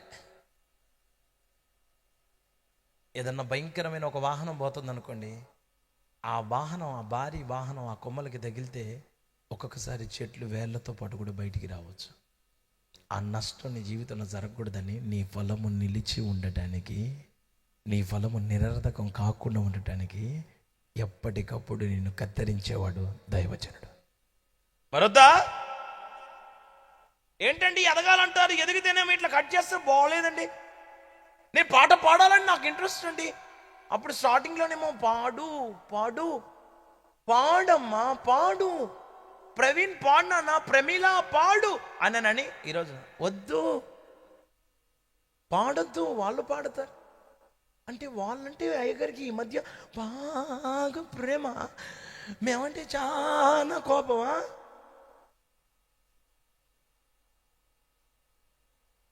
ఏవో నీకేమర్థమైందో. నేను వాక్యానికి ఎందుకు గడ్డేస్తున్నాడు? నీ దుడ్డు కర్రియు నిన్ను దండమును నన్ను ఆదరించును. ఆ దుడ్డు కర్రీ దేవుని వాక్యం కదా. వాక్యానికి వేసి నిన్ను కట్టేస్తున్నాడు, ప్రతిదీ క్రమం అంటున్నాడు. అనవసరమైనంత కత్తిరిస్తున్నప్పుడు నీకెందుకు బాధ కలుగుతుంది? ఇదంతా నువ్వు ఫలించుటకే అన్న ఆలోచన నీ హృదయంలో ఎప్పుడు నిలుచునుగాక. అంటే ఒక్క మాట గుర్తుపెట్టుకోండి, నీకు తోటమాలి లేకపోతే, దైవజనుడు లేకపోతే, నడిపించేవాడు లేకపోతే, దైవజనుడు నీకు అవసరం లేదు అనుకుంటే నీ జీవితం ఎప్పుడు నిర్మూలం అయిపోయిద్దో, ఎప్పుడు నువ్వు ఆయన ఉగ్రతకు ఎదురుగా ఖచ్చితంగా ఎప్పుడు కనుమరుగైపోయిన వ్యక్తిగా మార్చబడతావు నీకే అర్థం కాదు. ఆ పరిస్థితి నీకు రాకూడదంటే ఈ రాత్రి నీవు ఒక తోటమాలి కలిగినటువంటి చెట్టుగా మార్చబడదావుగాక. కొంతమందికి తోటమాలి ఉండాలా, కానీ ఇటు చూడండి, తోటమాలి ఉండాలి కానీ తోటలో వద్దు అనండి అందరూ. తోటమాలి ఉండాలి కానీ తోటలో వద్దు. అది రోడ్ సైడ్స్లో, ప్లాట్ఫామ్ మీద, నీకు అదే బతుకు కావాలి కదా.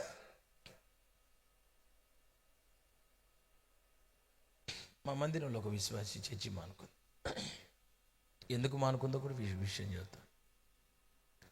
వాళ్ళ అబ్బాయి కరాటే క్లాస్ నేర్చుకుంటానని, కరాటే క్లాస్కి పోతానని ప్రార్థన చేయమని చెప్పింది. నేనన్నా ఎండాకాలం సెలవులో కరాటే క్లాస్ నువ్వు పంపిస్తేనమ్మా, కరాటే నేర్చుకుంటే నన్ను ఇంకొకరినో దంతే ఎవడు ఊరుకోడు, వాడు నేర్చుకొని నిన్నే దంతాడు. అందుకోసం నువ్వు మళ్ళీ బరాయించాల్సి వచ్చింది. నా మాటిని మా అమ్మగారు నీకు దండం పెడతా, వాడిని తీసుకొచ్చి మందిరంలో వదిలిపెడితే వాడు పరిచయం నేర్చుకుంటాడు, తగ్గింపు నేర్చుకుంటాడు, సమర్పణ నేర్చుకుంటాడు, త్యాగం నేర్చుకుంటాడు, దేవుని కోసం బతకాలన్న ఆలోచన వచ్చింది. లోకం మీద జయం వచ్చిద్దమ్మా, వాడిని మందిరంలో విడిచిపెట్టమ్మా అంటే సరేనియా అలాగేనియా అని చెప్పి నా ముందు మంచిగా అమెరికా చెల్లి మాట్లాడినట్టు మాట్లాడి అవతలకు పోయి నా గురించి పుస్తకాలు రాసింది. విలేకరుల సమావేశంలో మీడియా ముందు ఆమెకు వచ్చి మాట్లాడిన మాట ఏంటో చెప్పనా, అయ్యగారికి మా అబ్బాయి అంటే చాలా కుళ్ళండి బాబోయ్, వాడు ఎదిగితే ఆయన ఓర్చుకోలేకపోయాడు, మా బాబుకి బ్లాక్ బెల్ట్ రావటం పాసుకోవడానికి నిజంగా ఇష్టం లేదు అని చెప్పి తెరిచినట్టు తెరిచింది అందరితో. నేను చెప్పింది ఎలా. ఒకరోజు అర్ధరాత్రి ఫోన్ చేసింది నాకు, అన్యా ప్రైజ్ లాడనియా. ఆమె గొంతు గుర్తుపెట్టే, ఏంటిదమ్మా అన్యా వీడు ఒకటి డొక్కలే గుద్దుతున్నాడు అన్నయ్య. ఎందుకమ్మా? రోజు 100 రూపాయలు అడుగుతున్నాడు, ఎక్కడి నుంచి తేవాలో నువ్వే చెప్పాలి. ఎందుకమ్మా? బ్లాక్ బెల్ట్ కోసం డబ్బులు రాలా?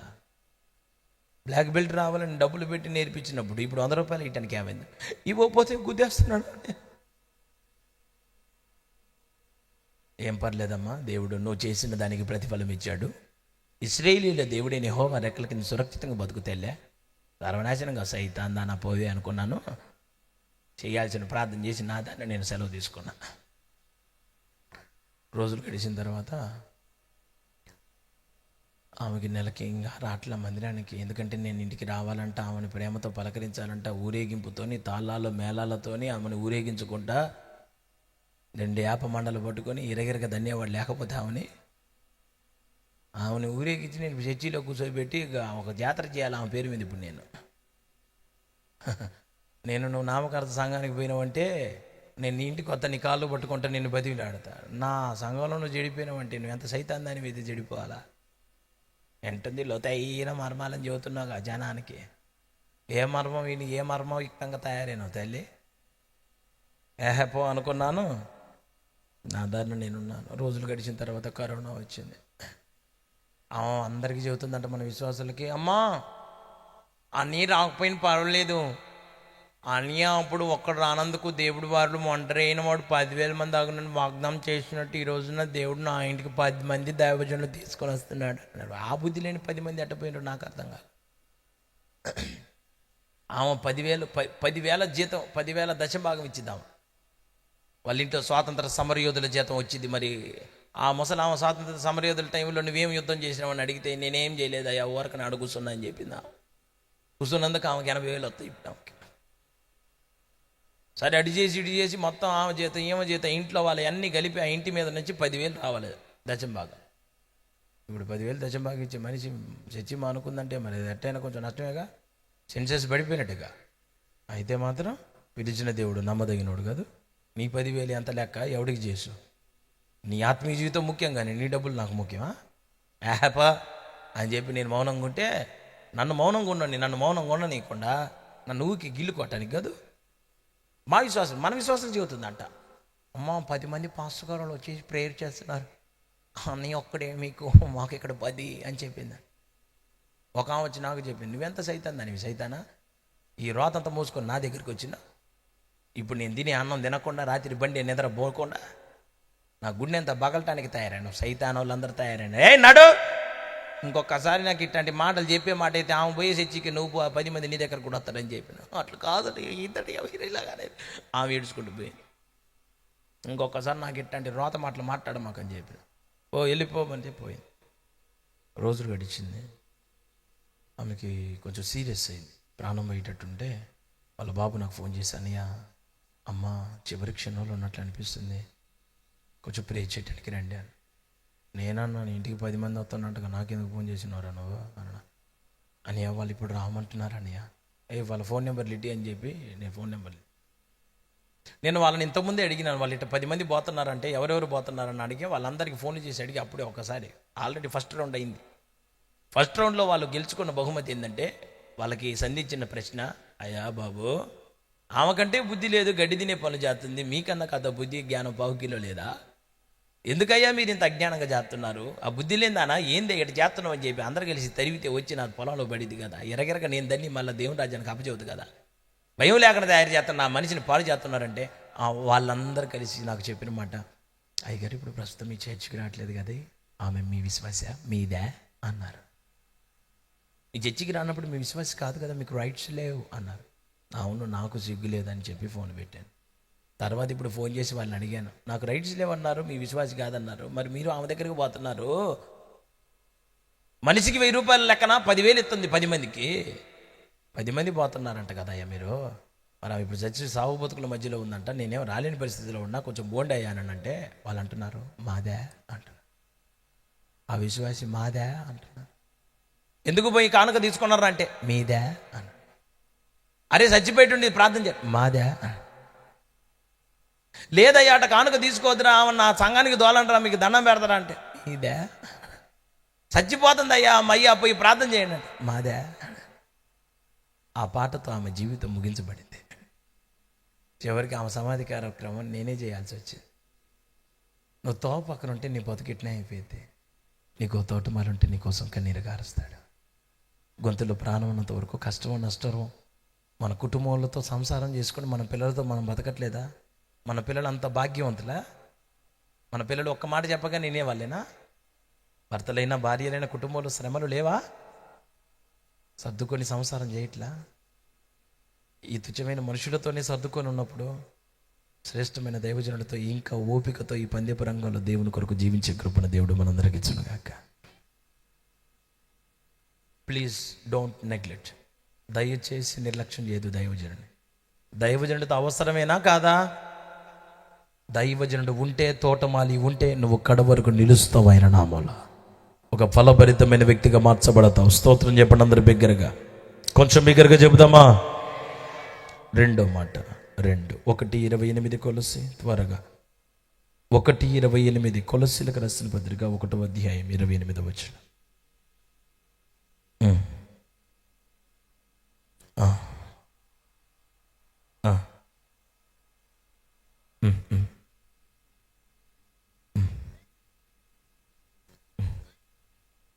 హల్లెలూయా చెప్పండి అందరు.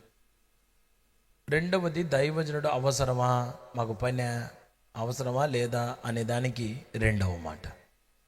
ప్రతి మనుష్యుణ్ణి క్రీస్తునందు సంపూర్ణునిగా చేసి ఆయన కొరకు విడిచిపెట్టాలా, ఆయన ఎదుట నిలవబెట్టాలా? ఆ మాట చెప్పండి మీరు. ప్రతి మనుష్యుణ్ణి క్రీస్తునందు సంపూర్ణునిగా చేసి తర్వాత ఏం చేయాలా? ఆయన ఎదుట.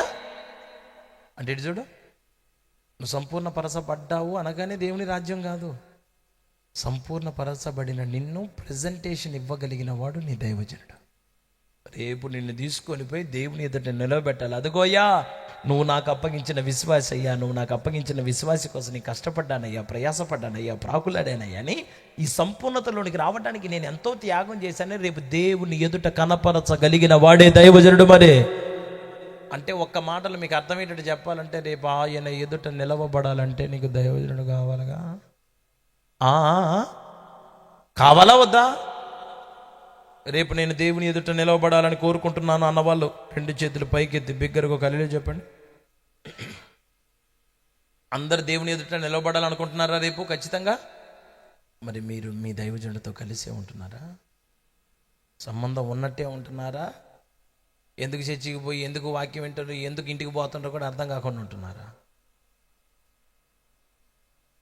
మిమ్మల్ని సంపూర్ణంగా చేయటం దైవజనుడి పని, దేవుని ఎదుట నిలవబెట్టడం దైవజనుడి పని. నువ్వు నేర్చుకున్న పాట, రాసిన పాట, చేసిన ఆరాధన, చెప్పిన సువార్త, రక్షించిన ఆత్మలు, మీ అయ్యగారి కంటే ఎక్కువ ఆత్మలు నీ ద్వారా సంఘంలో చేర్చబడచ్చు. అట్లని కొత్త మినిస్ట్రీ కాదుగా. నేను ఒక్క మాట మీ అందరికీ చెప్తా, సంస్థలు దేవుని రాజ్యానికి తీసుకొని పోలేవు. సమర్పణ దేవుని రాజ్యానికి పాత్రలుగా మారుస్తుంది.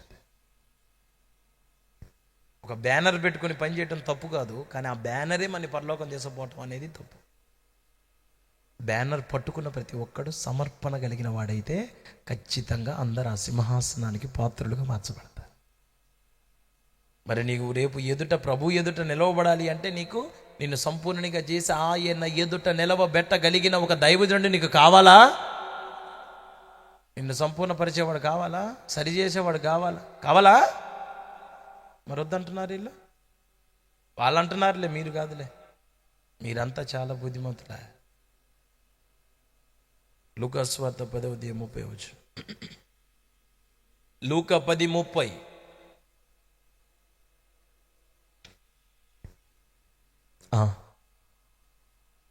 ఓకే.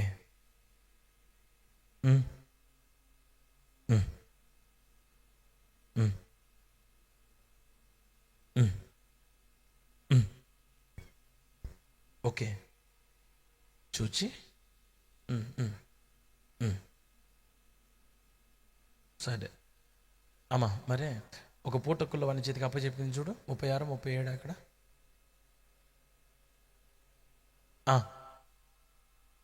Okay okay. ఏమైనా ఖర్చు చేస్తే హల్లెలూయా చెప్పండి అందరు. ఇంకా నా వైపు చూడండి.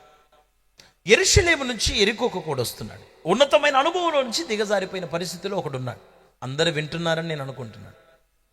దిగజారిపోయిన పరిస్థితులలో నడిపించబడుతున్నటువంటి వీడి పరిస్థితి ఏమైందంటే, దొంగల చేతికి చిక్కాడు.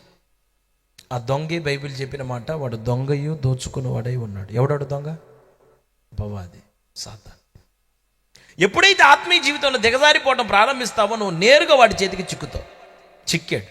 వాడేం చేశాడు? ఇష్టం వచ్చినట్టు కొట్టాడు, కొరణ ప్రాణాలతో విడిచిపెట్టాడు. ఇక చావు బతుకుల మధ్యలో కొట్టుమిట్లాడుతున్నారు. మీరందరూ వింటున్నారని నేను అనుకుంటున్నాను. ఈ చావుకు సమీపంగా మార్చబడినటువంటి వీడి జీవితంలో జరిగినటువంటి కార్యం ఏంటిదంటే, చచ్చిపోయే పరిస్థితిలో ఉన్నటువంటి వీడు, ప్రాణాపాయ పరిస్థితిలో ఉన్న వీడు ఎంతోమంది ద్వారా చూపబడ్డాడు, కానీ ఎవరూ వాడి మీద జాలి పడలేదు. మంచి సమరయుడిగా యేసయ్య వచ్చి మంచి సమరయుడిగా యేసయ్య వాడి దగ్గరికి వచ్చి వాడి గాయములను కట్టి వాడికి చెయ్యవలసినదంతా చేసి ఒక పని చేశాడు. ఏంటిది? తీసుకొని వెళ్ళి ఎవరి చేతికి అప్పగించాడు నాకు చెప్పండి. అనండి ఆ మాట అనండి. నేను ఒక మాట మిమ్మల్ని అడుగుతాను, అసలు పుండ్లంతా పూర్తిగా మానిపోయేటట్టు చేసి పంపించేసి కావని మళ్ళీ మధ్యలో ఎవరి చేతిలో పెట్టాడు? పూటకుల్లవాడు అంటే విశ్వాసం మీద ఆధారపడేవాడని, వెనకాల ఆస్తులు పాస్తులు ఉన్నాడు కాదని, ప్రతి పూట దేవుని వైపే చేతులు చాపేవాడే పూటకుల్లవాడు, వాడే గనుడైన దైవజనుడు. గాయపరచబడిన ఒక వ్యక్తిని దేవుడు తీసుకొని వచ్చి ఒక దైవజనుడి చేతిలో పెట్టి దేవుడు చెప్తున్న మాట, బాయ్, నిందలతో అవమానాలతో సాతానుగాడి చేతిలో దొంగగా పిలువబడుతున్న వాడి చేతిలో పడిన ఇదిగో ఈ ప్రజలకి ఎన్నో గాయాలైపోయి ప్రాణాపాయ పరిస్థితిలో ఉన్నారు, చావుని వెతుకుంటూ వెళ్తున్నారు, చచ్చిపోవడానికి సిద్ధంగా ఉన్నారు, నశించిపోతున్న ఈ ప్రజలు రక్షించబడడానికి, వారి గాయములు కట్టబట్టడానికి నువ్వు ఒక పని చెయ్యాలా. ఏంటిది ప్రభువా? వారి గాయములను నువ్వు కట్టాలి, వారిని నువ్వు పరామర్శించాలి, వారికి కావలసినదంతా నువ్వు చెయ్యాలి. ఇప్పుడు నేనంటాను, ఆ గాయాలన్నీ పూర్తిగా మానేటట్టు దేవుడే చేస్తే గొడవలేని పని కదా. మరి పూటకుల్లవాడు ఎందుకు వచ్చాడండి మళ్ళీ మధ్యలో? పూటకుల్లవాడు ఎందుకున్నాడండి మళ్ళీ మధ్యలో? పూటకుల్లవాడు ఎందుకు అవసరమయ్యాడండి మధ్యలో? ఇప్పుడు పూటకుల్లవాడి చేతిలో ఎందుకు పెట్టాడు చెప్పనా? నీకైనా గాయాలన్నిటినీ సంపూర్ణంగా మాన్పగలిగిన వాడే పూటకుల్లవాడు. రేపు నిన్ను మచ్చలేని వ్యక్తిగా రేపు దేవుని ఎదుటకు తీసుకొని పోయేవాడే పూటకుల్లవాడు. ఇప్పుడు ఈ పూటకుల్లవాడు వద్దా? మరి ఇప్పుడు పూటకుల్లవాడు నీకేం చెప్పాలా? నీకు గాయమైంది కనుక, నీకు పుండు పడింది కనుక నీకు పత్యం అంటారు. మరి మీరేమంటారు మీ ఊర్లో?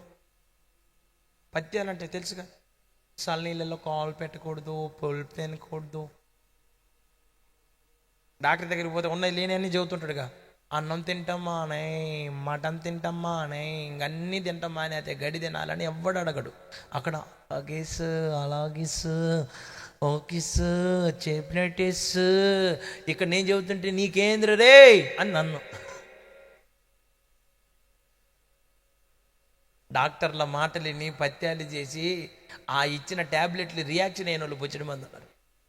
డాక్టర్ల చేతిలో చచ్చిపోయిన వాళ్ళు ఉన్నారు, కానీ దైవజనుడి ద్వారా బ్రతికిన వాళ్ళే ఉన్నారు. ఎందుకు మరి దైవజనుడు చెప్పింది ఏంటో?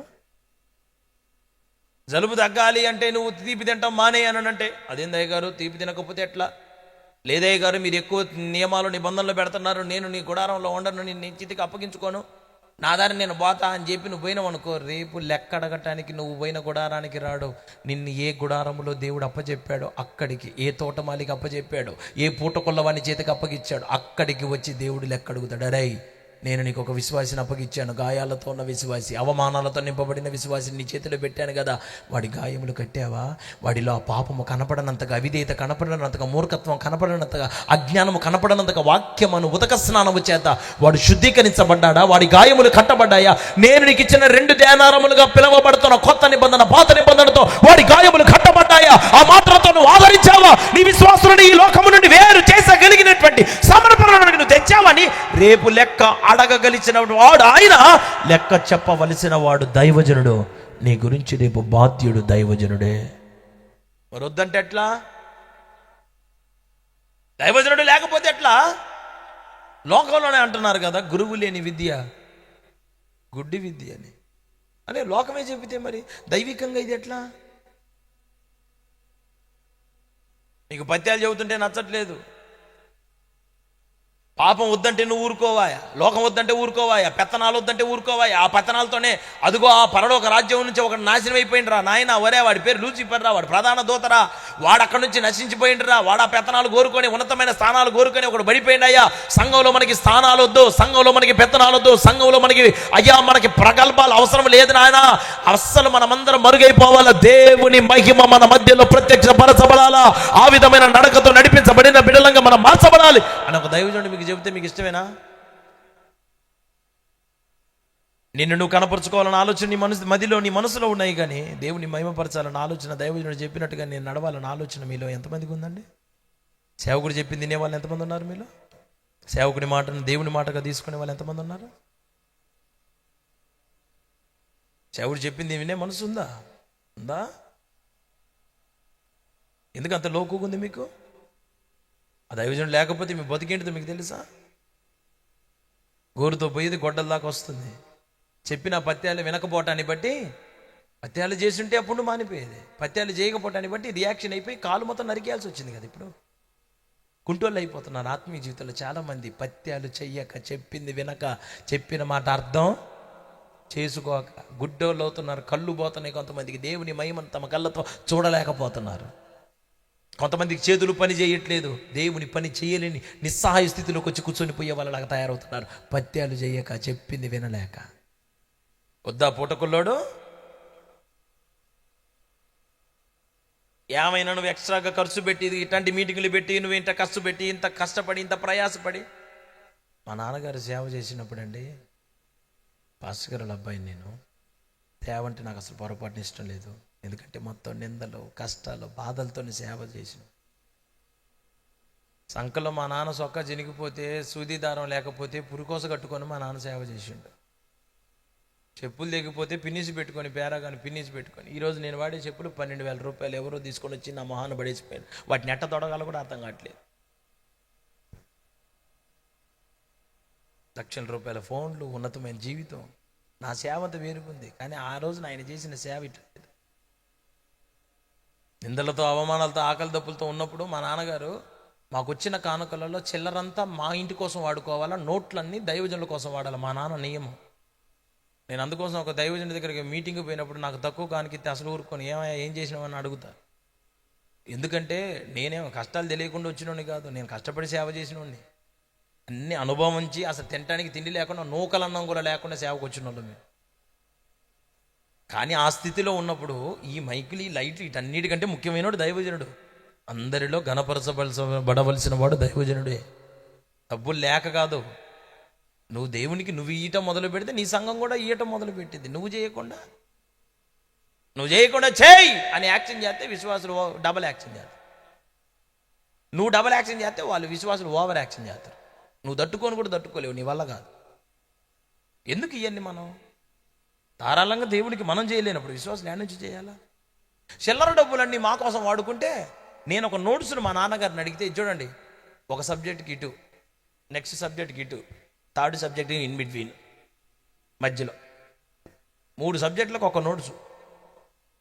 అదే దైవజనులు ఎవరైనా వచ్చిండు అనుకో ఇంటికి, ఉన్న నోట్లన్నిటిని ఆర్డర్లో పెట్టి రబ్బర్ బ్యాండ్ వేసి పంపిస్తాడు. నేను అనుకున్నా మా బతుకు మాచర్ల బస్ స్టాండ్ వెళ్ళే నా బతుకు ఉన్నదంతా ఊడిచిపెడుతుండే. ఇక రేపు నాకేం మిగలదు అనుకున్నా. నేను ఒక మీటింగ్ పోతే నాకు 2 లక్షలు కానుకిచ్చిండు ఒక పాస్టర్ గారు. నాకు అదురు పుట్టి, వామ అందరికీ ఈ సభలో ఉన్న వాళ్ళందరికీ ఇవ్వాల్సిన డబ్బులన్నీ పాపం టెన్షన్లో, ఈ మైండ్ పని చేయక ఉన్న డబ్బులన్నీ నాకే తీసుకొని వచ్చి ఇచ్చిండేమని చెప్పి నేను పరిశుద్ధంగా తీసుకొని ఆయనకి ఇచ్చిన. అయ్యగారు ఏంది అయ్యగారు ఉన్న డబ్బులన్నీ నాకు ఇచ్చాను. ఆయన నవ్వి నాకు చెప్పిన మాట, అయ్యా, నా సంఘంలో ఒక కుటుంబం ఎప్పటి నుంచో దేవునికి దూరం అయిపోయిన వాళ్ళు ఈ రోజున వాక్యం వినటానికి సంఘానికి అని చెప్పి వచ్చి వాక్యం విని పశ్చాత్తాపడి వాళ్ళే చెప్పారు, ఈ కానుక అయ్యగారికి ఇవ్వండి అని నాకు ఇస్తే నేను మీకు ఇచ్చాను అని చెప్పి. ఒకప్పుడు మా నాన్నకి తినటానికి తిండి లేదు, వేసుకోవటానికి కూడా లేదు. దేవుణ్ణి ఇచ్చు వారిని దేవుడు ఎన్నడూ మర్చిపోడంతే.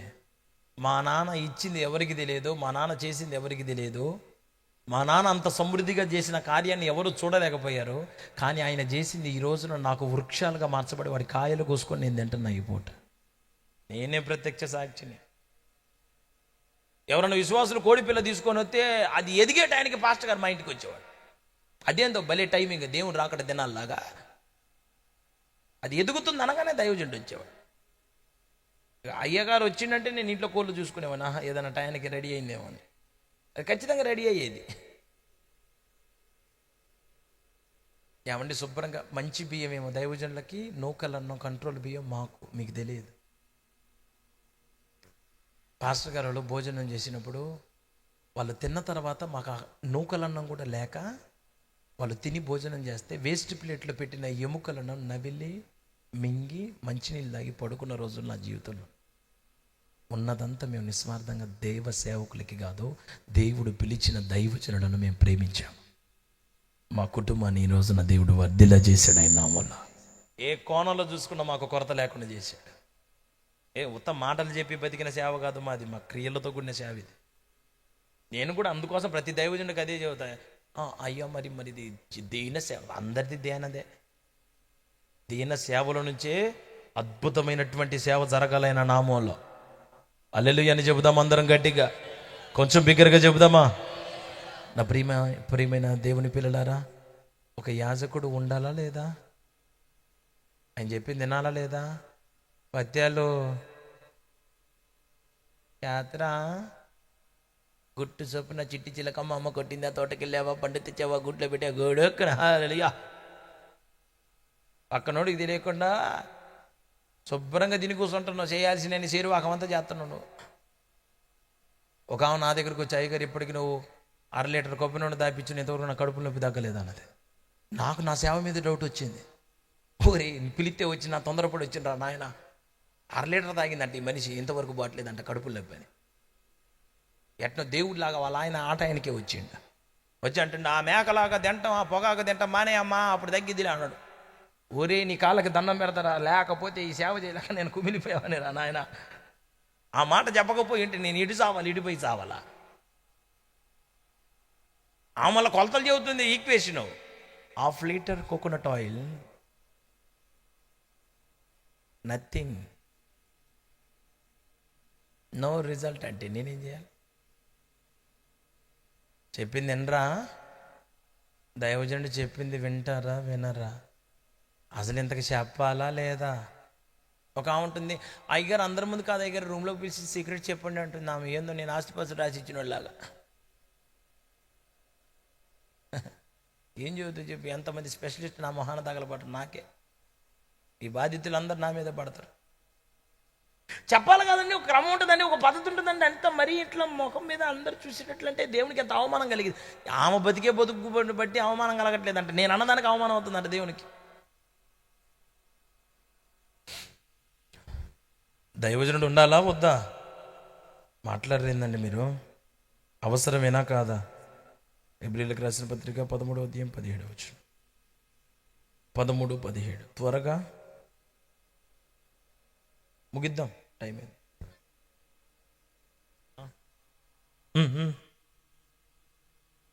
Okay right. కనుక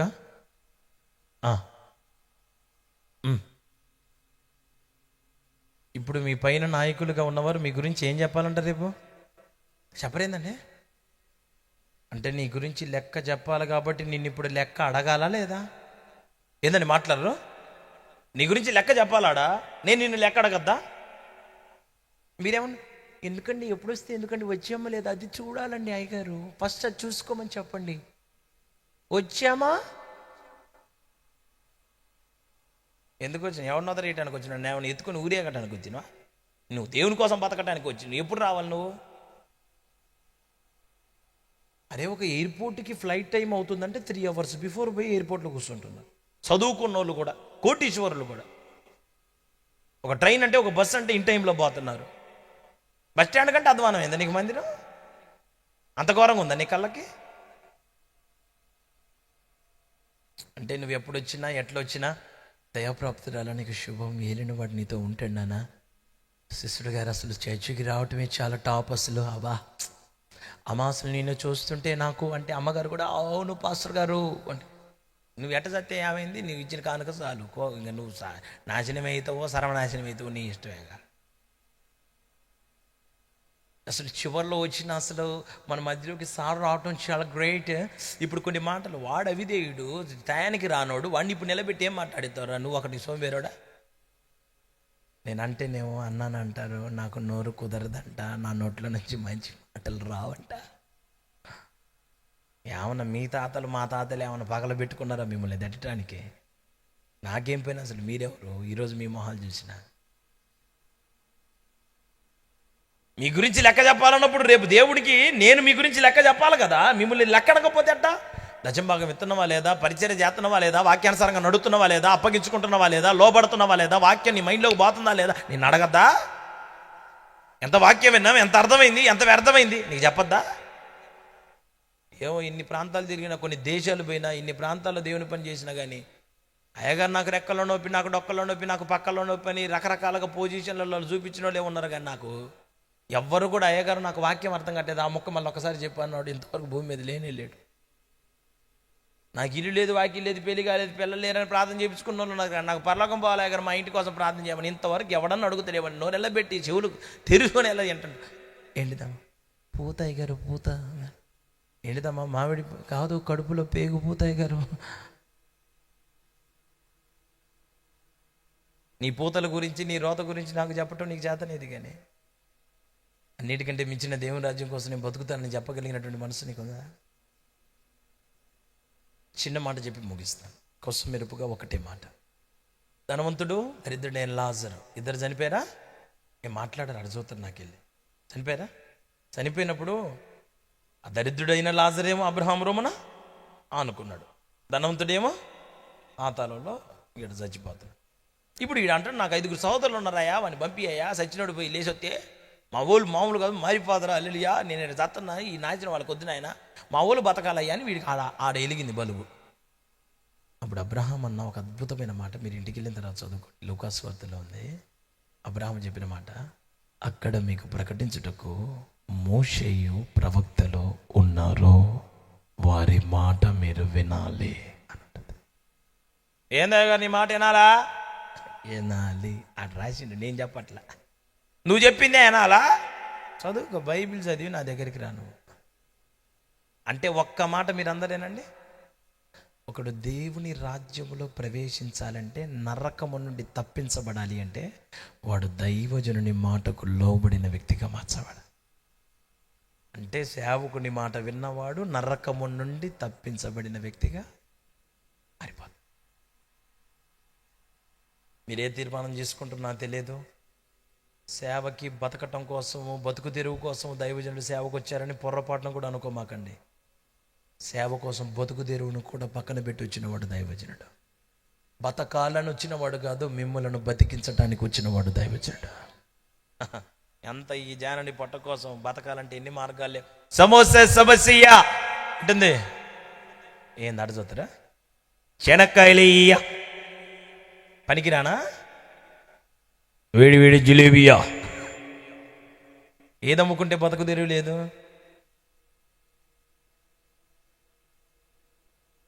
ఎంత ఇవన్నీ వదులుకొని మీకోసం అయితే, అయ్యగారు వచ్చారా, అయ్యగారు వచ్చారా అని పని లేక వచ్చిన దోమ ఈగలు తోలుకోవటానికి వచ్చిన అయింది. నేను నాకు మామూలుగా ఉండదు, ఇట్టయితే అన్నిటిని వద్దనుకొని వచ్చినాం. అన్నీ తెలుసు, ఎట్ట బతకాలో తెలుసు, ఏం చేయాలో తెలుసు. కానీ వాటన్నిటికంటే ముఖ్యమైనది దేవుని రాజ్యం, అది మాకు తెలుసు. మీరు కాపాడబడటం మాకు కావాలి, అది ముఖ్యం. మీరు ఐగుప్తు నుంచి విడిపించబడాలి, అది మాకు ముఖ్యం. మీ కట్లు తెంపబడాలి, అది మాకు ముఖ్యం.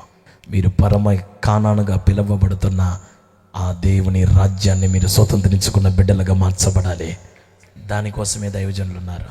ఒక మాట అడిగి ముగిస్తాను, దైవజనుడు కావాలా వద్దా? ఉండాల్సిందేనా? కత్తిరియాలా? ఒక్కొక్కసారి కట్టేయాలా? లేదు పాస్టర్ కదా, అందరినీ కట్టేయండి అనండి. కడితే అందరినీ కట్టాలి, తిడితే అందరినీ. కొంచెం ఈ రోత మాటలు మానేసుకొని దేవుని కోసం బతకండి, పరలోక రాజ్యంలో కనపడండి. దేవుని కృప మీ అందరికీ సమృద్ధిగా తోడైంది నడిపించును గాక. దేవుడి మాటలు దీవించును గాక.